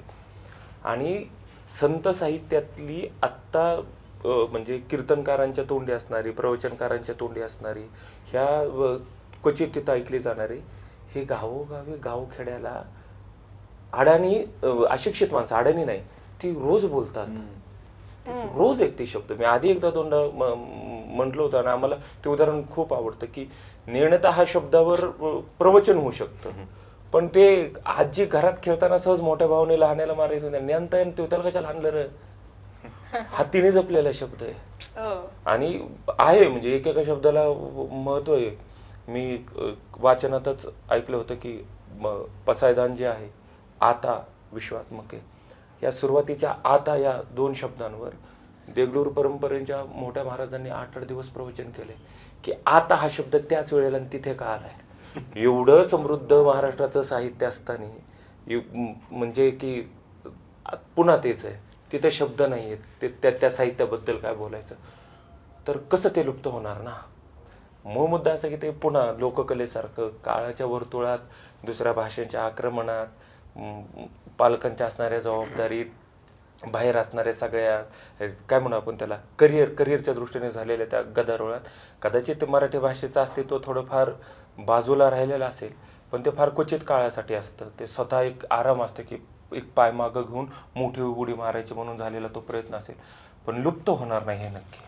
मुळात हे चक्र आहे माहिती आहे तुम्हाला की तुमची सुरुवात समजा खूप साधं वगैरे नाही, घरातून तुम्ही बाहेर पडता, तुम्ही सगळं फिरून येता, फिरून आणि पुन्हा घराची ओढ लागते. तुम्हाला मूळ कितीही तुम्ही स्मार्ट व्हा, कितीही काही घरचं जेवण घरचं असं जे म्हणतो ना बाहेर जाऊन आल्यानंतर, तेच आहे. मग उद्या हे वर्तुळ आता असं म्हणूया की आता सगळ्या संस्कृती परंपरा ह्या अशा थोड्या भटकत असतील, म्हणायची तीच वेळ येणार यार, घरचं जेवण घरचं घरी जायचं. शेवटी तुम्हाला परत इकडे यावंच लागणार आहे आणि इथेच तुमचा आहे शेवट. त्याच्यामुळे किती फिरू द्यात, कितीही शोध लागू द्यात, काही द्यात, पण शेवटी तुम्हाला किती बघा ना, आपण एवढे डॉक्टर सगळं केले तरी आपण आजी काढा करून वाटवा असतो आजीचा. आणि किती महत्वाची गोष्ट आहे की आता डिप्रेशन घालवायला असेल, तुमच्या एन्झायटी घालवायला असतील, तुमच्या सगळं मूड स्विंग वगैरे होत राहतो, अरे हे कर ते कर, हे ऐक, म्युझिक थेरपी कर, काही कर, तिथं विठ्ठल विठ्ठल जर आळंदीत असा गजर सुरू झाला आणि ते आपण नाचून पूर्ण रिकाम होतो, त्या माणसावर जे तेज येतं, जे हसू येतं, हे कोणत्या शब्दात मांडायचं, दुर्लक्षित करणं किंवा ह्याच्या पाठीमागे विज्ञान आहे हे न दाखवण्यात, हे कसं अंधश्रद्धेकडे आणि अंगात येण्याच्या परंपरेची सुरुवातीला बोललो, तिथं घात झाला. तिथं त्या ज्या नालायकांनी ते सगळी लोककला अडकवली ना, त्यांच्यावर मुळात खूपच राग आहे आमचा, पण तेही अस्तित्वात नाहीत, म्हणून हा प्रयत्न असावे की चला याचं खरं रूप दाखवत जाऊया आपण. तर मग ते कुठेतरी असं झालंय की तुझं आहे तुझं पाशी परी तुझं आगाच तुलसी, असंच झालेलं आहे. खरंच आहे ते. पण हे नक्कीच तुम्ही मगाशी पण म्हणालात की जे आपलं आहे ते आपलं आहे आणि ते राहणार आहे. तर आता मला हे विचारायचंय की फोक आख्यानाने एका वाक्यात प्रश्न विचारते की फोक आख्यानाने तुम्हाला काय दिले? बापरे. मला कदाचित म्हणजे त्या पिरियडच्या आधी म्हणजे काय घडले ते सांगण्यात माझं नाही, ते फार आंतरिक आहे. त्याच्यानंतर मला कुठंच उभं राहायचं नव्हतं. म्हणजे मी माझं असं होतं की ह्या क्षेत्राची मला आवड आहे आणि झालं, म्हणजे मला आवडी पुरतंच राहायचं ह्याच्यात, आणि मानस असं होतं की आता याच्यानंतर काही नको. आख्यान जर ह्या दोन मित्रांमुळे माझ्या आयुष्यात आलं नसतं तर कदाचित माझं आत्ता जे काही निर्माण झालंय हर्षविजयमुळं, ईश्वर अंधारेल एक वेगळी ओळख जे काही निर्माण झाली, हा मुद्दा फार गौण आहे. कारण काय म्हणूया आपण की अंतिम निर्णयाला गेलेल्या माणसाला जिवंत करायचं काम आख्यानाच्या रंगमंचाने दिलं माझ्यासाठी. आणि हे जवळचे असल्यामुळे त्यांना त्यातली खरी गोष्ट माहिती आहे. बाकी माझ्यासाठी तर तो आत्तापर्यंतचा सगळा पिरियड हा एक संजीवनी ठरला. एका शब्द सांगायचं झालं तर मला आत्मविश्वास. कारण खूप बघा ना तुम्ही गावातला माणूस जर सिटीत आला की त्याला ते न्यूनगंड असतो फार. तो 4 चौकात गेला की त्याला खूप घाण वाटतं. मग आपण काय करतो, आपल्या आईवडिलांना शिवाय घालतो, आपण आपल्याकडे की अरे मी कसा आहे आणि मला काहीच येत नाही ते. सेम म्युझिकली आम्हाला वाटतं, आम्ही म्युझिक कुठेही शिकलो नाही आहे दोघंही, पण तेच की कानावर संस्कार होते, ऐकलं, पण आम्ही अभ्यास केला आहे की बाबा याला हे म्हणतात त्याला ते म्हणतात, हा अभ्यास केला आम्ही. पण विश्वासच नव्हता कधी आयुष्यात की आपण ॲज अ म्युझिक डिरेक्टर म्हणून काही करत असू तर हे लोकांना आवडेल का, काही चांगलं आहे का, काही वाईटच आहे, काही नाही घाणच आहे. आपण खूप फ्रस्ट्रेशन प्रत्येक लेवलला असत्या प्रत्येकाच्या आयुष्यात. ती दोघांची गेली असेल, माझी आयुष्यात आली होती मध्यंतरी खूप आख्यानाच्या आधी वगैरे, की आपण करिअर करायचं आपल्याला. कारण याला करिअर म्हणून कोणी बघतच नाही की चला आज मला आता करिअर म्युझिक डिरेक्टर म्हणून करायचं. कारण आम्हाला प्रत्येक गाण्याला प्रूव्ह करावं लागतं की तुम्ही छान काम करताय. एक समजा एक फिल्म केली आम्ही, उदाहरणार्थ एक फिल्म केली, हिट झाली, संपलं, पुढे काय? त्या फिल्मचा पैसा इकॉनॉमिकली बघायला गेलं की आयुष्यभर आपल्याला पुरणार नाही. परत ते आलंच की मुलगा काय करतो, हे करतं ते करतं, तर हे सगळं आहेच आहे. पण आम्ही जे काम करतो आहोत, जे काही मी काम करतो आहे, ह्याचा आत्मविश्वास दिला मला तो फक्त आख्यानाने. कारण जी घरात 4 भिंतीच्या जी गाणी आम्ही कंपोज केली ते आज एवढ्या लोकांना आवडतात. तर लोकांना ते लोक म्हणतात की आमचं फ्रस्ट्रेशन या गाण्या ऐकून जात आहे, मला या गाण्यानी मला एनर्जी मिळते. मी म्हणजे काहीतरी मध्यंतरी कुठल्या तरी बॉर्डरवरचा आम्हाला व्हिडिओ आला, तिथे आपली घाटोळी सगळे सैनिक म्हणतात की आम्ही हे गातोय जोरजोराने, आम्ही ती सामना करतोय, हे एवढं भारी आहे. आणि असं झालं की यार आपण जर एवढं सगळं छान आपल्या हातून घडतंय तर आपल्याला हा विश्वास आख्याने दिला पाहिजे. त्याच्यामुळे असं झालं की मला परत उभं जर केलं असेल ना ते फक्त आख्यानाने. आत्मविश्वास हा खूप परफेक्ट शब्द मला वाटतं. तर आता तुम्ही म्हणाला की मला आत्मविश्वास दिला, पण खरं सांगू तर मी खूप वेळा ऐकलंय आजचे जे प्रख्यात संगीतकार आहेत त्यांच्याबरोबर आज हर्ष आणि विजयचं नाव खूप वेळा ऐकलंय मी, आणि ही खरंच खूप अभिमानास्पद बाब आहे. सो हा आत्मविश्वास आख्यानाने तुम्हाला दिलाय आणि खूप छान वाटतंय तुमचा हा प्रवास ऐकून. खरं तर विजय जसं म्हणाला आत्मविश्वास सेम ती गोष्ट आहे, फक्त मी त्याच्या पुढे जाऊन असं म्हणतो खरं तर जगण्याचं कारण आख्यानाने दिलंय मला. कारण आधी नव्हतं, असं हा म्हणाला की नव्हतंच काय की ह्या क्षेत्रात होईल का. कारण मी 10 क्षेत्र बदलून आलेला माणूस आहे. म्हणजे घरच्यांसाठी म्हणून मी एज्युकेशन खूप जास्त केलं, मला हवं म्हणून मी नाटक केलं, नाटकानंतर मी नाही यार मी लहानपणी हार्मोनियम शिकलोय, पण मला संगीतामध्ये पण काहीतरी करायचं आहे. बरंच उथळ होतो मी असं की मला जगण्याचं कारण याचा अर्थ आख्यान झाल्यानंतर मी जो शांत होतो ना, मी ते कशाने शांत नाही झालो आजपर्यंत. त्यामुळे आख्यानाने ते दिलंय मला. आणि सगळी तुमची कृपा आहे मायबापू.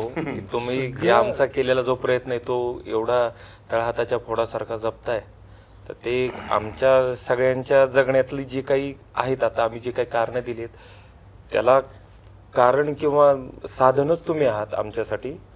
तर हे प्रेम असंच राहू द्या.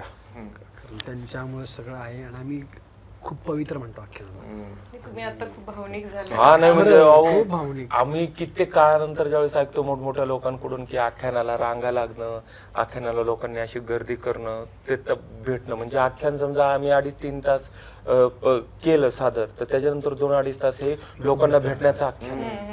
आणि इतकं मनापासून घरातलं सदस्य असल्यासारखं ते त्यांचे दुःख सुख काय होणार आहे, काय घडले, काय घडत होतं, काय नाही, ते सांगताना अशा हाताला थरथर होते की. पण तिथं त्या व्यक्तीचं ऐकताना ते इतर लोक ऐकतात हे त्यांना भान उरत नाही, म्हणून ते लोकही इमोशनल होतात, भावनिक होतात. सुखाचा मुद्दा असो दुःखाचा असो, हे ज्यावेळेस घडतं ना एका कलाकृतीमुळे, त्यावेळेस ते पुन्हा तोच मुद्दा आहे. ते तुम्हाला फक्त निवडले त्या कलाकृतीने की तू तू तू तू कर, मला तुमच्या हातून एवढं माझं काम करून घ्यायचंय. आणि हे निवडण्याचं जे सुख आहे ना, त्याच्यामुळे आम्ही म्हणतो की आम्ही एका देवीची पालखी घेऊन आलोय, आम्ही भुईत तिचे. ते फार म्हणजे आता पुन्हा मी ते सांगतो की हे पुन्हा शब्दात नाही म्हणतात की लोकांचं प्रेम करणं आणि जे आम्ही आधी कधी वाचनातून आलेले ऐकलेले मोठमोठ्या लोकांना भेटल्यानंतर की रसिक प्रेक्षकांचं प्रेम येणं हा नंतरचा मुद्दा, आधीचा मुद्दा आहे तुमच्या कलाकृतीच्या. आणि ते ज्या पद्धतीनं येतं की शांत व्हायला होतं की अरे. म्हणजे मी छोटंसं एक उदाहरण देतो फक्त, कसं प्रेमी असं असावं किंवा एखादा माणूस काय विचार करतो आपल्याबद्दल आणि आपण कसं ते आपण इग्नोर होऊ शकतं कदाचित ते. आम्ही दुबईला गेलतो आता, दुबईवरनं दुबईचा प्रवास. एअर इंडियामध्ये आमचे एक मित्र आहेत, मित्र म्हणजे आख्यानामुळेच झालेले मित्र आहेत, निखिल नाव आहे त्यांचं आडनाव विसरलो. तर त्या माणसाने आमचं म्हणजे एअरपोर्टवर आम्ही 22-25 जण, त्यानंतर आमची वाद्य 70-80 वाद्य. जे एअरप्लेनने प्रवास करतात त्यांना माहिती आहे की हे किती मोठा टास्क आहे एअरप्लेनवर एवढं सगळं इतक्या कमी वेळात हँडल करणं. आणि आम्हाला म्हणजे एका मिनिटाचा सुद्धा कुठे त्रास झाला नाही असा की तुम्हाला रांगेत थांबावं लागलंय काही नाही. त्या माणसाने आमचं जाण्याचं येण्याचं इतकं टापटीपपणा व्यवस्थित सगळं केलं. बरं, आल्यानंतर तो माणूस आमची येण्याची वाट बघत होता. त्याने सकाळची शिफ्ट होती, ड्युटी संपली होती, दुपारी 3 वाजता ड्युटी संपली होती. तो माणूस पहाटे सकाळी 3 वाजता ड्युटीवर आला होता. आणि आम्ही सगळे रात्री 12-1ला काहीतरी मुंबईत लँड झालो दुबईवरनं. मग ते परत तिथे स्वागताला काय तुमची कस्टमचं कोणाचं काय प्रॉब्लेम कसं काय. मग त्यांनी आमची वाद्य बाहेर काढून दिली सगळी कस्टममधनं सगळं. असं काही नव्हतंच काही, पण व्यवस्थितरित्या काही प्रॉब्लेम येऊ नये काय नाही. पहिल्यांदाच सगळे आम्ही होतो, आम्ही आमच्या एक्साइटमेंटमध्ये फोटो काढ हे काढ ते काढ, पण आमचं सगळी विल्हेवाट त्या माणसाने सगळं बाहेर येईपर्यंत सगळं केलं. पहाटे सकाळी 3 वाजता आलेला माणूस दुसऱ्या दिवशी 1 वाजेपर्यंत आमच्यासाठी थांबतो दरवाजाच्या. सकाळी एअरपोर्टवरनं बाहेर येतो, आम्हाला सगळ्यांना रांगेत थांबवतो. आणि तो पहाटे सकाळपासून एक पुडी खिशात ठेवलेली असते, त्याच्यामध्ये तुमची दृष्ट काढण्यासाठी मीठ आणि लिंबू असतं. आणि इतका तो माणूस इमोशनल झाला होता आमच्यासाठी, आमची सगळ्यांची दृष्ट. आम्ही सगळेजण म्हणजे हे अनएक्सपेक्टेड होतं की कुठलं एखाद्या लेडीजने ते केलं असतं तरी कदाचित ते स्वाभाविक वाटलं असतं, ठीक आहे हे. पण एक पुरुष जर हे करतो आणि तो ढसाढसा रडतोय, त्याने आख्यानही खूप असं पाहिलेलं नाहीये. एकदा शो पाहिला तो पण अर्ध्यातनं गेला, तो म्हणला मी फक्त तुम्हाला रीलवरच फॉलो करतो. आणि इतकं काय काय काय काय घडत असतं. मग त्यावेळेस आम्हाला कळलं की आपण कुणाला हलक्यात नाही घेतलं पाहिजे किंवा आपणही आख्यानाला हलक्यात नाही घेतलं पाहिजे. म्हणजे आम्ही तर घेतच नाही मुळात, पण ह्या सगळ्या घटनेमुळे कलाकारांनाही आमच्या ती जाण आली की नाही यार आपण ही गोष्ट हलक्यात नाही घेतली पाहिजे. कारण आपण म्हणजे आमच्याकडे कदाचित एक जण फक्त टाळा वाजवत असेल किंवा एक जण फक्त तुंतून वाजवत असेल, त्याचा इम्पॅक्ट लोकांच्या मनावर लोकांच्या आयुष्यावर काय होतो हे आम्हाला नाही लक्षात येत कधी कधी. त्यामुळे ही गोष्ट खूप भावना, अशा खूप गोष्टी आहेत म्हणजे आख्यानात 80 वर्षांच्या आजी नाचतायत. एकतर तो व्हिडिओ आहे की 70-75 वर्षाचे वडील, मुलगा त्यांना खांद्यावर घेतोय घेतोय आणि आणि नाचतोय. नाचतोय. आणि ते त्यांचा टोपी वगैरे प्रॉपर असे मराठी माणूस तो, आणि ते नाचताय जोर जोरात. आणि ती व्हिडिओ एवढी व्हायरल झाली की एका मुलाने बापाला खांद्यावर घेऊन घाटवळीवरती नाचतोय. म्हणजे तो वडील आणि मुलाचा क्षण म्हणजे ते पण इमोशनल होते. त्यानंतर उरण सारख्या ठिकाणी म्हणजे उरण ईश्वरपण सारख्या ठिकाणी म्हणजे सांगलीमध्ये 22-25 हजार प्रेक्षक संख्या. आणि त्या भागात तर लोककला म्हणजे घरोघरी लोककला आहे. तर ते येऊन म्हणतात की आम्हाला असं वाटत होतं आमच्या घरातला देवारा सजलाय समोर, असं तुम्ही सगळे देवासारखे आमच्यासमोर उभे. आणि आख्यानाने काय प्रतिक्रिया कुणाला मिळाली प्रतिक्रिया खूप जास्त. आणि तुम्ही विचार करा 20-22 हजार लोक आख्यान बघायला येतात आणि तो जे आपण म्हणतो ना पिन ड्रॉप सायलेन्स ऐकू येतो इतकं ते लोक. आणि आम्हाला असं म्हणजे मुळात आम्ही जी जागा हे जर रंगमंच धरलं तर आम्हालाच हात करायला जागा नाही, इथपर्यंत लोक बसले रंगमंचावर लोक बसले. आणि त्यानंतर कळालं की लोककलेने काय वैभव अनुभवला असेल महाराष्ट्रात. ते तमाशाच्या रूपानं, काळूबाळूच्या रूपानं, पट्टे बापूरावांच्या रूपानं, राजाराम गोंधळींच्या रूपानं, विठ्ठलोमोपांच्या रूपानं, किती दिग्गज आता विठाबाईंच्या रूपानं, रोशनताईंच्या रूपानं. मग आता काय सांगू की असंख्य नाव आहेत की ते आहेच आहे सुलोचनाताईंच्या रूपानं. तर ही फार मोठी देणगी आणि तुम्हाला ती भावनिक करते. म्हणजे ज्यावेळेस त्या वृत्तपत्रात लिहून आलं होतं की शिवाजीनगरला गेल्या 31 वर्षानंतर 31 का 32 वर्षानंतर, कदाचित आकडा अजून पुढचा असेल, पहाटेला तिकिटासाठी रांगा लागल्या. हे महाराष्ट्राने मला असं वाटतंय खूप वर्षानंतर चित्र पाहिलं. आम्हाला तर आठवतच नाही, आम्हीच कधी असं कुठल्या रांगेत जाऊन तिकीट काढले नाही कधी. म्हणजे आता तिघांकडून हे दिसतंय की मगाशीच म्हटले शब्द अपुरे पडतात मला की ही भावना तुम्हाला सांगता येत खूप नाही जास्त काय काय घडत खूप खूप जास्त प्रेम दिले लोकांनी. याची आम्हाला अजून ते जे असतं ना, अरे भाई आपल्या शोला, हे अजून आम्हाला कुणाला वाटत नाही, कारण ते आमच्यापर्यंत आमचे जे 2 मुकादम आहेत ते आमच्या समोर कधी येऊनच देत नाहीत. ते म्हणजे भूषण सर आणि रणजित रणजित सर. सर, ते इतक्या गोष्टी त्यांच्या अंगावर घेतात ना. आम्हाला फक्त एवढं असतं, आख्यानाचा रंगमंच आणि रंगमंचा भोवती जी तुमची काही तेवढ्यातच तुम्ही राहा, बाकी तुमच्यापर्यंत कधीही काही येत नाही. कितीतरी अडचणी पण येतात, खूप जास्त. कितीतरी म्हणजे आता तिकिटाचा गदारोळ होतो की लोकांना तिकीट भेटत नाही किंवा जागा भेटत नाही, असं बरंच काही घडत असतं आमच्या मागे. पण हे आमच्यापर्यंत कधीच येत नाही. आणि ह्या पण ज्या काही गोष्टी घडतात जेणे आम्हाला असं वाटू शकतं की आम्ही खूप भारी आहोत, ह्याही गोष्टी ते आमच्यापर्यंत कधी पोहोचू देत नाही. प्रत्येक ते- तो department- innocence राहिला पाहिजे तुमच्यापर्यंत. आख्यानाचं प्रत्येक डिपार्टमेंट ते दोघं सांभाळतात असं म्हणून. म्हणजे उद्या हर्ष विजयचं रंगमंचावर जाताना एखादी गोष्ट विसरली ते भूषण सर पुढच्या सेकंदाला हातात आणून देणार. रणजित सर तुम्हाला खुर्च्या लावताना दिसते. पाणीच्या बाटल्यावर पाण्याच्या बाटल्या, कचरा उचलतात ते, जर का आमच्याकडनं काय राहिला तर. ते खूप आमच्या गोष्टींना म्हणजे ते म्हणतात ना की ते पालकांचे पालक होऊन ते नको त्यांना त्रास द्यायला, आपण हे करूया. आणि ते म्हणजे आहे एखाद्याने आता जे कोणी या नाटक क्षेत्रात किंवा चित्रपट सृष्टीत काम करतात त्यांना माहिती आहे की व्यावसायिक नाटकाचा प्रवास, व्यावसायिक नाटकाचं खाणं पिणं, व्यावसायिक नाटकाची सोय व्यवस्था याच्या कित्येक पटीने जास्त आमची आख्यानामध्ये सोय असते किंवा व्यवस्थापन असतं, नियोजन असतं. म्हणजे मला आठवत, मला माहिती नाही आता, असं कदाचित माझं चुकीचं पण असेल, कुठल्या नाटकाच्या टीमने आजपर्यंत गिरिकनमध्ये ट्रॅव्हल केलं नसेल. आमच्या प्रत्येक शोला गिरिकनची एसी स्लीपर बस किंवा एसी सेमी स्लीपर बस असते. म्हणजे हे मी खूपच छोटं उदाहरण सांगतो, याच्यावरून तुम्ही अंदाज घेऊ शकता की आमची कसं व्यवस्थापन, म्हणजे कलाकाराला, म्हणजे लोककलाकार आहे म्हणून त्याला काहीतरी चल काय नाही, याला आपल्या पत्रावळीमध्ये वाटचल एवढं काय नाही. बरं, ही व्यवस्था फक्त हे आख्यान म्हणून करतो असं नाही. आमची पुढे कोणी शो जर नियोजन करणार असेल किंवा शो जर करणार असेल त्यांनाही ही डिमांड असते. खूप वेळा असं होतं ना की गावखेड्यावर किंवा मुंबई, सुरुवातीला आम्हाला मुंबईला तसं व्हायचं, काय लोकांना काय लागते सर, घ्या बटाट्याची भाजी घ्या, असं करा, हे करा, घ्या पत्रवळे वाडा, किंवा झोपायला काय, हा एका हॉल घ्या, गाद्या टाकून झोपा. ते वाईट आहे असं माझं म्हणणं नाही, किंवा ते आम्ही करतोच की कधी कधी. पण ते पण तुम्ही जर सातत्यानं- कलाकाराला जर आपणच आयोजक म्हणून आपणच जर आदर नाही दिला तर प्रेक्षक का देतील त्याला आदर? आणि एक खूप प्रामाणिक आहे, म्हणजे रणजित सरांचं वाक्य आहे, की आम्ही पण अनुभवलंय की आतापर्यंत लोक कलावंत फक्त ऍडजस्ट होतात. त्याला सांगितलं गेले की तू 500 रुपये तुझं यायचं आणि वाजून जायचं, आणि तो बिचारा भोळा आहे, त्याला असं वाटतं की. पण सर म्हटले आपल्यामुळे आपण लोक कलावंत आहोत, आणि आपल्यामुळे अजून जे लोक कलावंत आहेत त्यांनी आपण हे सांगूयात की तुमच्याकडे भावा किती काय आहे, आणि तुम्ही नका ऍडजस्ट होऊ. हा मी कुठेही नाही मास्टर करायचं नाहीये, पण ऍडजस्ट नाही होताला पाहिजे. त्यामुळे आमचं राहणं खाणं, तर आमची मुलं, आम्ही विचारच नाही केला कधी की आम्ही इथे अशा ठिकाणी राहतो, बाहेर शो गेलो एवढं भारी भारी खातो, आणि त्यांचं असतं की मुलांचं खाणं राहणं हे चांगलं पाहिजे म्हणजे पाहिजेच. ते त्याला किती खर्च होईल काय होईल आमच्यापर्यंत ते येत नाही, आणि आम्ही खूप सुखी आहोत. ट्रॅव्हल आमचा खूप छान होतो, खाणं भारी असतं.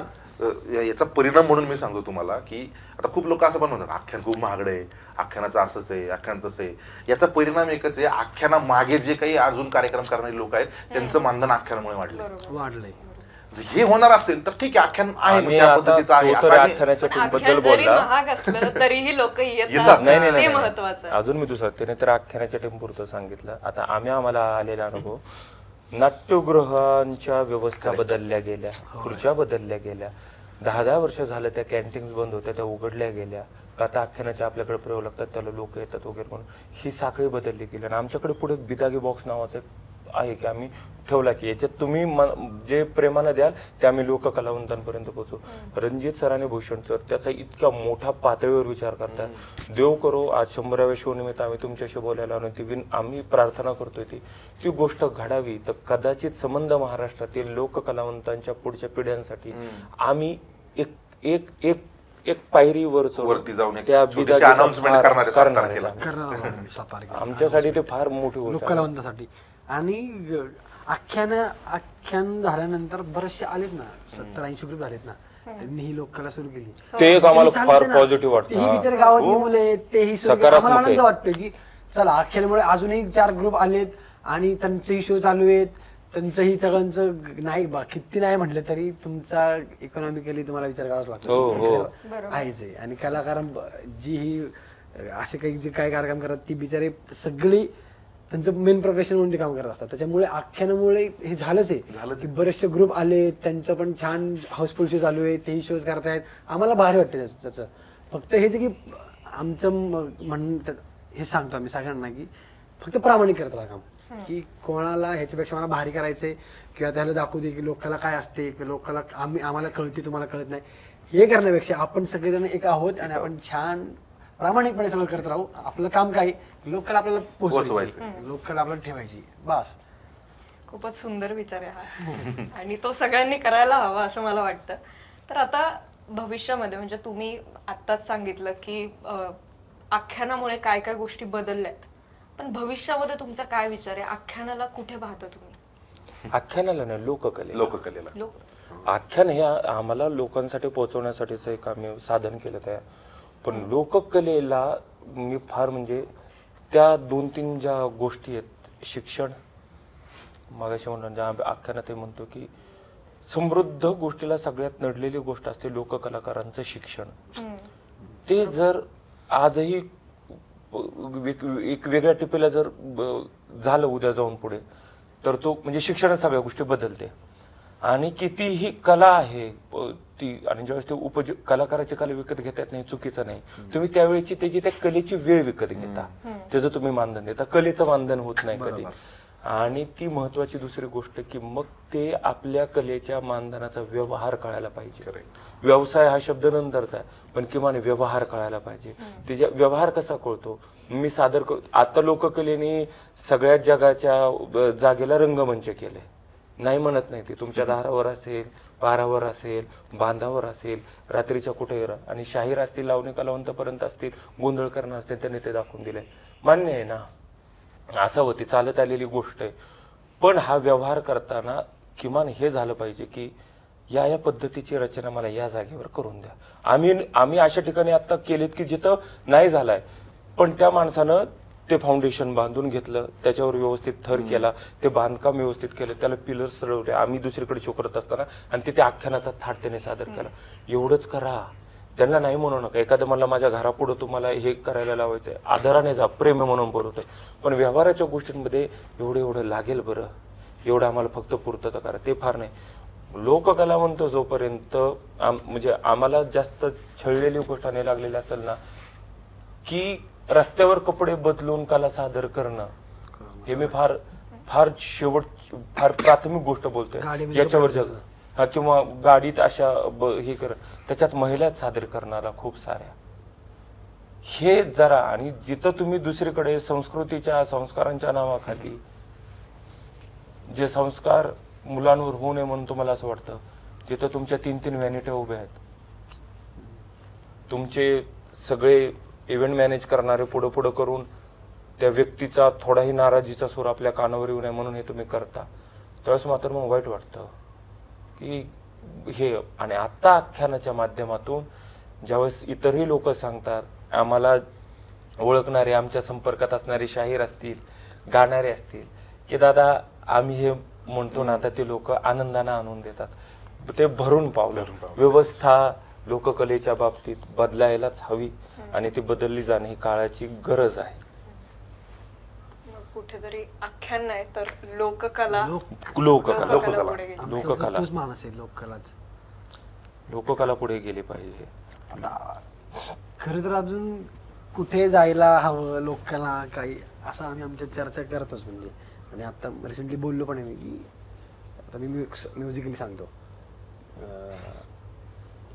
पाश्चात्य म्युझिक आपण ऍक्सेप्ट केलंच आहे.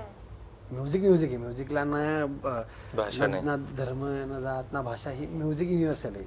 शेवटी ते ज्याला फील होतं ते म्युझिक. तर माझं असं म्हणणं आहे की जसं आपण पाश्चात्य म्युझिक आपण ऍक्सेप्ट केले, तसं कधीतरी आपल्या लोककलेचे वाद्य त्या लोकांनी शिकून वाजवावीत. म्हणजे आज आपला मराठी माणूस वॉयलिन वाजवतो की, आपला मराठी माणूस ट्रम्पेट वाजवतो की, पण कधीतरी ही ब्रिटिश लोक किंवा काहीतरी ती लोक त्यांनी काही संबळ घ्यावा आणि त्यांच्या गाण्यामध्ये वाजवावं की. आपण आपल्या गाण्यामध्ये सेक्शन लावतोच की, स्ट्रिंग सेक्शन लावतोच, आणि भारी येते म्युझिक, येते युनिव्हर्सल म्युझिक आहे. आम्हाला आवडतं, आम्हाला पाश्चात्य म्युझिक फार आवडतं, आम्ही क्लासिकल फार ऐकतो, आम्हाला म्युझिक सगळं आवडतं.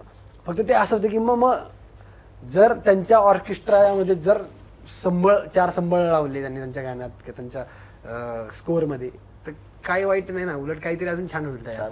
पण हे तिथपर्यंत अजून पोहोचत नाहीये. ते आमची इच्छा की कधीतरी एखाद्या हॉलिवूडची फिल्म ऐकते मी ना, हॉलिवूडच्या फिल्ममध्ये बॅकग्राऊंड स्कोअरला आईला धनगड वाजले, संबळ वाजले, जरा सनई वाजली, आणि इम्पॉसिबल काहीच नाही, पण ते पॉसिबलच आहे. पण पुन्हा हे- बघा ना ते की आपण नाही केलं पाहिजे, पण ते त्यांनी त्यांनी गेलं पाहिजे. तर बरोबर. तर तिथपर्यंत हे म्युझिक आपलं लोकांना पोचायला पाहिजे. आतापर्यंत पोचली का नाही हे काहीच माहिती नाही आम्हाला. तर आमचा प्रयत्न आहे की तिथपर्यंत जायला पाहिजे, त्यांना ती आवड लागायला हवी. आणि ते इच्छा आहे की आयुष्यात एकदा तरी हे मला ऐकून चला नाही बस इथे मी आता माझं मन शांत झालं की व्हायला पाहिजे. कारण आम्ही फिल्ममध्ये करताना आम्ही सेक्शन करतो, आम्ही ट्रम्पेट वापरतो, व्हायोलिन वापरतो, खूप भारी वाद्य आहेत ते, मला फार आवडतात. पण एकदा त्यांच्या फिल्ममध्ये आपली वाद्य वाजली पाहिजेत. आता तुम्ही म्हणालात की हे इम्पॉसिबल नाहीये किंवा होईल की नाही हे माहित नाही, पण हे होणार याची खात्री मी देते. कारण आताच अबुधाबीला तुमचा प्रयोग झालाय, पहिला प्रयोग झालाय आंतरराष्ट्रीय, आणि अजून खूप प्रयोग व्हायचे आहेत. याची खात्री आहे, आम्हाला पण खात्री आहे प्रेक्षक म्हणून, कारण आम्ही फोक आख्यान पाहिलेलं आहे. आणि करते ते अजून म्युझिक सगळं करतात. करतातच आहे, अजून तर खरं तर त्यांना खूप खूप श्रेय वर जाते ठेवलंय की त्यांनी लोकाला जी काही युनिव्हर्सल ठेवली आहे, पण तेही खूप त्यांचं आहे, त्यांच्यामुळे तर खरं सगळं आहे. पण तीच इच्छा की त्या लोकांनी कधीतरी स्वतःहून अरे हे वाद्य इंटरेस्टिंग आहे, चला करूयात, असं आहे इच्छा. खूप आमचं छोटी इच्छा आहे आमची खरं तरी. आणि आत्ताच म्हणजे आत्ता काळातला विचार केला की आता सध्या कॉन्सर्ट्स किंवा सांगीतिक थाट आम्ही जो शब्द म्हणतो किंवा काय म्हणतात की छोट्या जागेत केलं की त्याला ते महत्व राहत नाही त्या गोष्टीला. तर सध्या मध्ये आता कोल्ड प्लेचं वारं येऊन गेलं आपल्या भारतामध्ये किंवा मुंबईमध्ये. तर एक त्याच्या अगोदरच आम्ही जस्ट मॅनिफेस्ट केलं होतं की बाबा म्हणजे आपली लोककला अशी काहीतरी सादर झाली पाहिजे लवकरच. तर तेही एक कुठेतरी असं आम्हाला वाटतं की एक 2.5-3 लाख समोर लोक आहेत आपल्या, आणि वानखेडे स्टेडियम असेल, DY पाटील किंवा कुठलं तरी अहमदाबादचं काहीतरी 20 लाख लोक बसतात तिकडे. भारतात झालं पाहिजे पहिल्यांदा आणि नंतर मग बाहेर बघू, किंवा बाहेर झालं नाही झालं तर त्याचा काय आम्हाला फरक पडणार नाही. महाराष्ट्रात किंवा भारतात जर 2.5-3 लाख लोक समोर आहेत आणि तिथं जर आपली लोककलेतली वाद्य किंवा लोककला सादर होत असेल तर हे चित्र पाहायला आम्हाला खूप जास्त आवडेल. या तिघांच्या बोलण्यातला मुद्दा हा होता की आम्हाला आख्यानच तिथपर्यंत गेलं पाहिजे, असं पण हा नाही मुद्दा. लोककलेचा थाट तिथपर्यंत जाऊ दे, तो कोणाच्या रूपात जाईल पण ते जाणं गरजेचं आहे. भले त्याला एक साधन की बाबा आख्यानानं ती प्रेरणा दिली, इथपर्यंत जरी आम्ही आलो तर ते खूप सुखावह. कारण आता कुठेतरी एक छोटीशी ठिणगी म्हणायला हरकत नाही, कारण आता सध्या कंपॅरिझन व्हायला लागले सध्या की निदान मराठी लोक तरी करतात की नाही हे इंग्लिश गाणं नाही, आमचं काय आख्यानाची घाटोळी त्याचा सुरू झाले ट्रेंड क्रॉस आणि ते असं काही इंस्टाग्रामवर बरंच काय काय घडतं. त्यामुळे अशा काही गोष्टी पाहिल्या की खूप छान वाटतं की अरे यार चला लोक कंपॅरिझन करायला लागली. ते कंपॅरिझन चांगलं आहे वाईट आहे किंवा ते वाईट आहे हे छान आहे याच्यात आम्ही पडत नाही कधी, पण निदान लोक त्या लेवलला पाहायला लागली की नाही यार हे गाणं आणि आपलं हे मला काहीतरी सिमिलर वाटते, मला हे इकडं पण फील होतंय आपलं की हे पण तसंच होतंय, किंवा ह्या सगळ्या गोष्टी कुठेतरी इक्वल लेवलला पाहायला गेल्या पाहिजेत असं आम्हाला वाटतं, जे आधी होत एक नव्हतं. उदाहरण सांगतो याला कनेक्ट काय. आख्यानच्या आधी आम्ही कामं करायचोच, आम्ही सिरियल्स करायचो, एक फिल्म केली आम्ही. आख्यानंतर ना आम्ही आता एक फिल्म केली की आम्ही काम येतात आम्हाला. तर आख्यानच्या आधी आम्हाला असं ब्रीफ असायचं की मला हे साऊथचं म्युझिक आहे, आम्हाला असं म्युझिक हवंय. आख्यानंतर असं म्हणतात की तुम्ही जे करताय ना आम्हाला ते हवं. ते हवंय. हा खूप बदल आहे, खूप मोठा बदल आहे. आणि तोच ते बोलण्यापेक्षा आम्ही ते कृतीतून आमचं आलं आणि ते भारी वाटतं की आज त्यांना असं वाटलं की नाही मराठीच्या लोकांना ना हे हवंच आहे. आणि घडलो कोणामुळं जे बघायला येतात आणि बघून तर मग ते बघणारा माणूस येतेच बघतो की अरे अजून उसळतोय की तेवढा, अजून भावनिक की तेवढं होतो ना. जर एका वेळेला हे 15-15, 20-20, 25-25 हजार लोकांना या लोककलेच्या अशा थाटाची भरळ पाडत असतील का ते चित्रपटात येऊ शकत. आणि खरं श्रेय मग त्या मायबापांचंच आहे की जे काही झालं तरी आम्हाला आख्यान बघायचंय, नाही तिकीट भेटलं तर हक्कानं 2 शिव्या देईल पण मी आख्यानालाच येईल. हा जो काही आमच्यावर प्रेमाचा वर्षा होईल खरंच आहे ते, म्हणजे आहे तर लोकांचं प्रेम बाबा ते नाही. ते तर राहायचंय. तर खूप छान वाटलं हे सगळं ऐकून. तर आता ना आपण शेवटाकडे वळतोय, पण त्याच्या आधी आपण एक रॅपिड फायर राऊंड घेणार आहोत. तर तुम्हाला काही प्रश्न विचारणार आहे मी आणि जे पटकन उत्तर देईल तो विजयी असणार आहे. पहिले मी हर्ष विजयला प्रश्न विचारणार आणि मग तुम्हाला विचारणार आहे. बर. तर पहिली सुरुवात हर्ष विजय पासून आपण करूयात. तुमचं सर्वात आवडतं लोकवाद्य कोणतं? ढोलकी. तुमच्यापैकी सर्वात जास्त जिद्दी कोण आहे? मी. असं काही नाही पण करा वेगवेगळ्या गोष्टीत वेगवेगळे 2 जण जिद्दी. तर चालीवरून वाद निर्माण झाल्यावर कोण कोणाचं पहिलं ऐकतं? वादच होत नाही. सेम डोक्यात आलं माझ्या आता की आजपर्यंत म्हणजे आज स्टील आतापर्यंत चालीवर कधीच वाद झाला नाही. डिस्कशन खूप होतं, खूप डिस्कशन, वाद नाही होत. वाद नाही झाला कधी. कोणत्या संगीतकाराबरोबर बरोबर काम करायची इच्छा आहे? अजय अतुल. सर्वात कमी वेळात आख्यानातल्या कोणत्या गाण्याची चाल सुचली? नमन. हे खूप पटापट उत्तर देत आहेत. फोक आख्यानातलं एक गाणं जे तुमच्या मनाच्या खूप जवळ आहे. जात्यावरचं गाणं. जर तुम्हाला एकाच वाद्यावर पूर्ण आख्यान करायचं असेल तर ते वाद्य कोणतं? रिमडी. बरोबर मला असं वाटते की दोघे पण बरोबरच होते. आता पुढे तुमच्यासाठी प्रश्न आहे. म्हणजे आता तोच उत्तर देणार का आम्ही द्यायचे? नाही, तो एकटाच. तेच उत्तर देणार आहेत आता. बरं. उत्तर पण देणार रे. ते जर झटपट पटापट उत्तर देत असतील तर ते जिंकतील. काही दिलं तरी तू जिंकणार. जर तुम्हाला एखादा ऐतिहासिक पात्र निवडायला सांगितलं ज्यावर पुढचं आख्यान लिहायचंय तर ते कोणतं असेल? बहिर्जी. आई शपथ. वा. एक असा शब्द जो तुमच्या लेखनात वारंवार येतो. पटकन. अवतान. हम्म. अवतान हा मेन आख्यानातला. हा. आख्यानातलाच ना. हो. आख्यानातला अवतान. कोणते असे जुने आणि गावाकडचे शब्द आहेत की जे तुम्ही सतत वापरता? नाही म्हण, हो म्हण, कायला का, अरे नाहीला का, जाऊ की, होय की, नाही की, ऐ गड्या, ऐ पठ्ठ्या, ऐ ग, असं. जाम जाम जाम जाम जाम. 2 शब्द विचारले होते पण खूपच सांगितले. रोजचं आहे ना ते आमचं. हो. तुम्ही लिहिलेलं तुमचं सर्वात आवडतं गाणं कोणतं? जात्यावरचं. लोककलेवर आधारित 2 पुस्तकं जी लोकांनी वाचावीत अशी तुमची इच्छा आहे. लोकरंग आणि लोकरंगाची गाणी. लोकरंग आणि लोकरंगाची गाणी दोन्ही वेगळी पुस्तक आहेत, ती वाचावी. लिहायला सगळ्यात जास्त काय आवडतं? म्हणजे सुखद प्रसंग, दुःखद प्रसंग? शोकांतिका. तर आता आपण निकालाकडे वळूयात. तुम्हीच सांगा की कोण विजयी झालाय? विजय विजय विजय झालाय. धन्यवाद. विजय विजय झालाय. खूप छान वाटलं तुमच्याशी गप्पा मारून आणि खूप माहिती मिळाली जी तुम्ही खूप सुंदर माहिती सांगितली. तर खूप खूप छान वाटलं आणि तुमचा हा प्रयोग आख्यान आणि लोककला पुढे नेत राहा याच्यासाठी खूप खूप शुभेच्छा. धन्यवाद. आम्ही सकाळचेही सकाळ वृत्तपत्र समूहाचे सकाळच्या सगळ्या टीमचे आम्ही आख्यानाच्या सगळ्या टीमकडनं मी खरंच धन्यवाद मानतो. इतका मोठा 100वा थाट आयोजित केलाय. पुण्यात केलाय तो, पण मला सगळ्या महाराष्ट्राला मी आव्हान देतो. महाराष्ट्र नाही तर तमाम मराठी माणसांना मी आव्हान देतो की 100व्या थाटाला सकाळ प्रायोजित आणि आख्यान 100वा सांगीतिक थाटला तुम्ही पुण्यात सूर्यकांत काकडे फार्म्सला 7 फेब्रुवारीला सायंकाळी 6 वाजता नक्की या. धन्यवाद. धन्यवाद.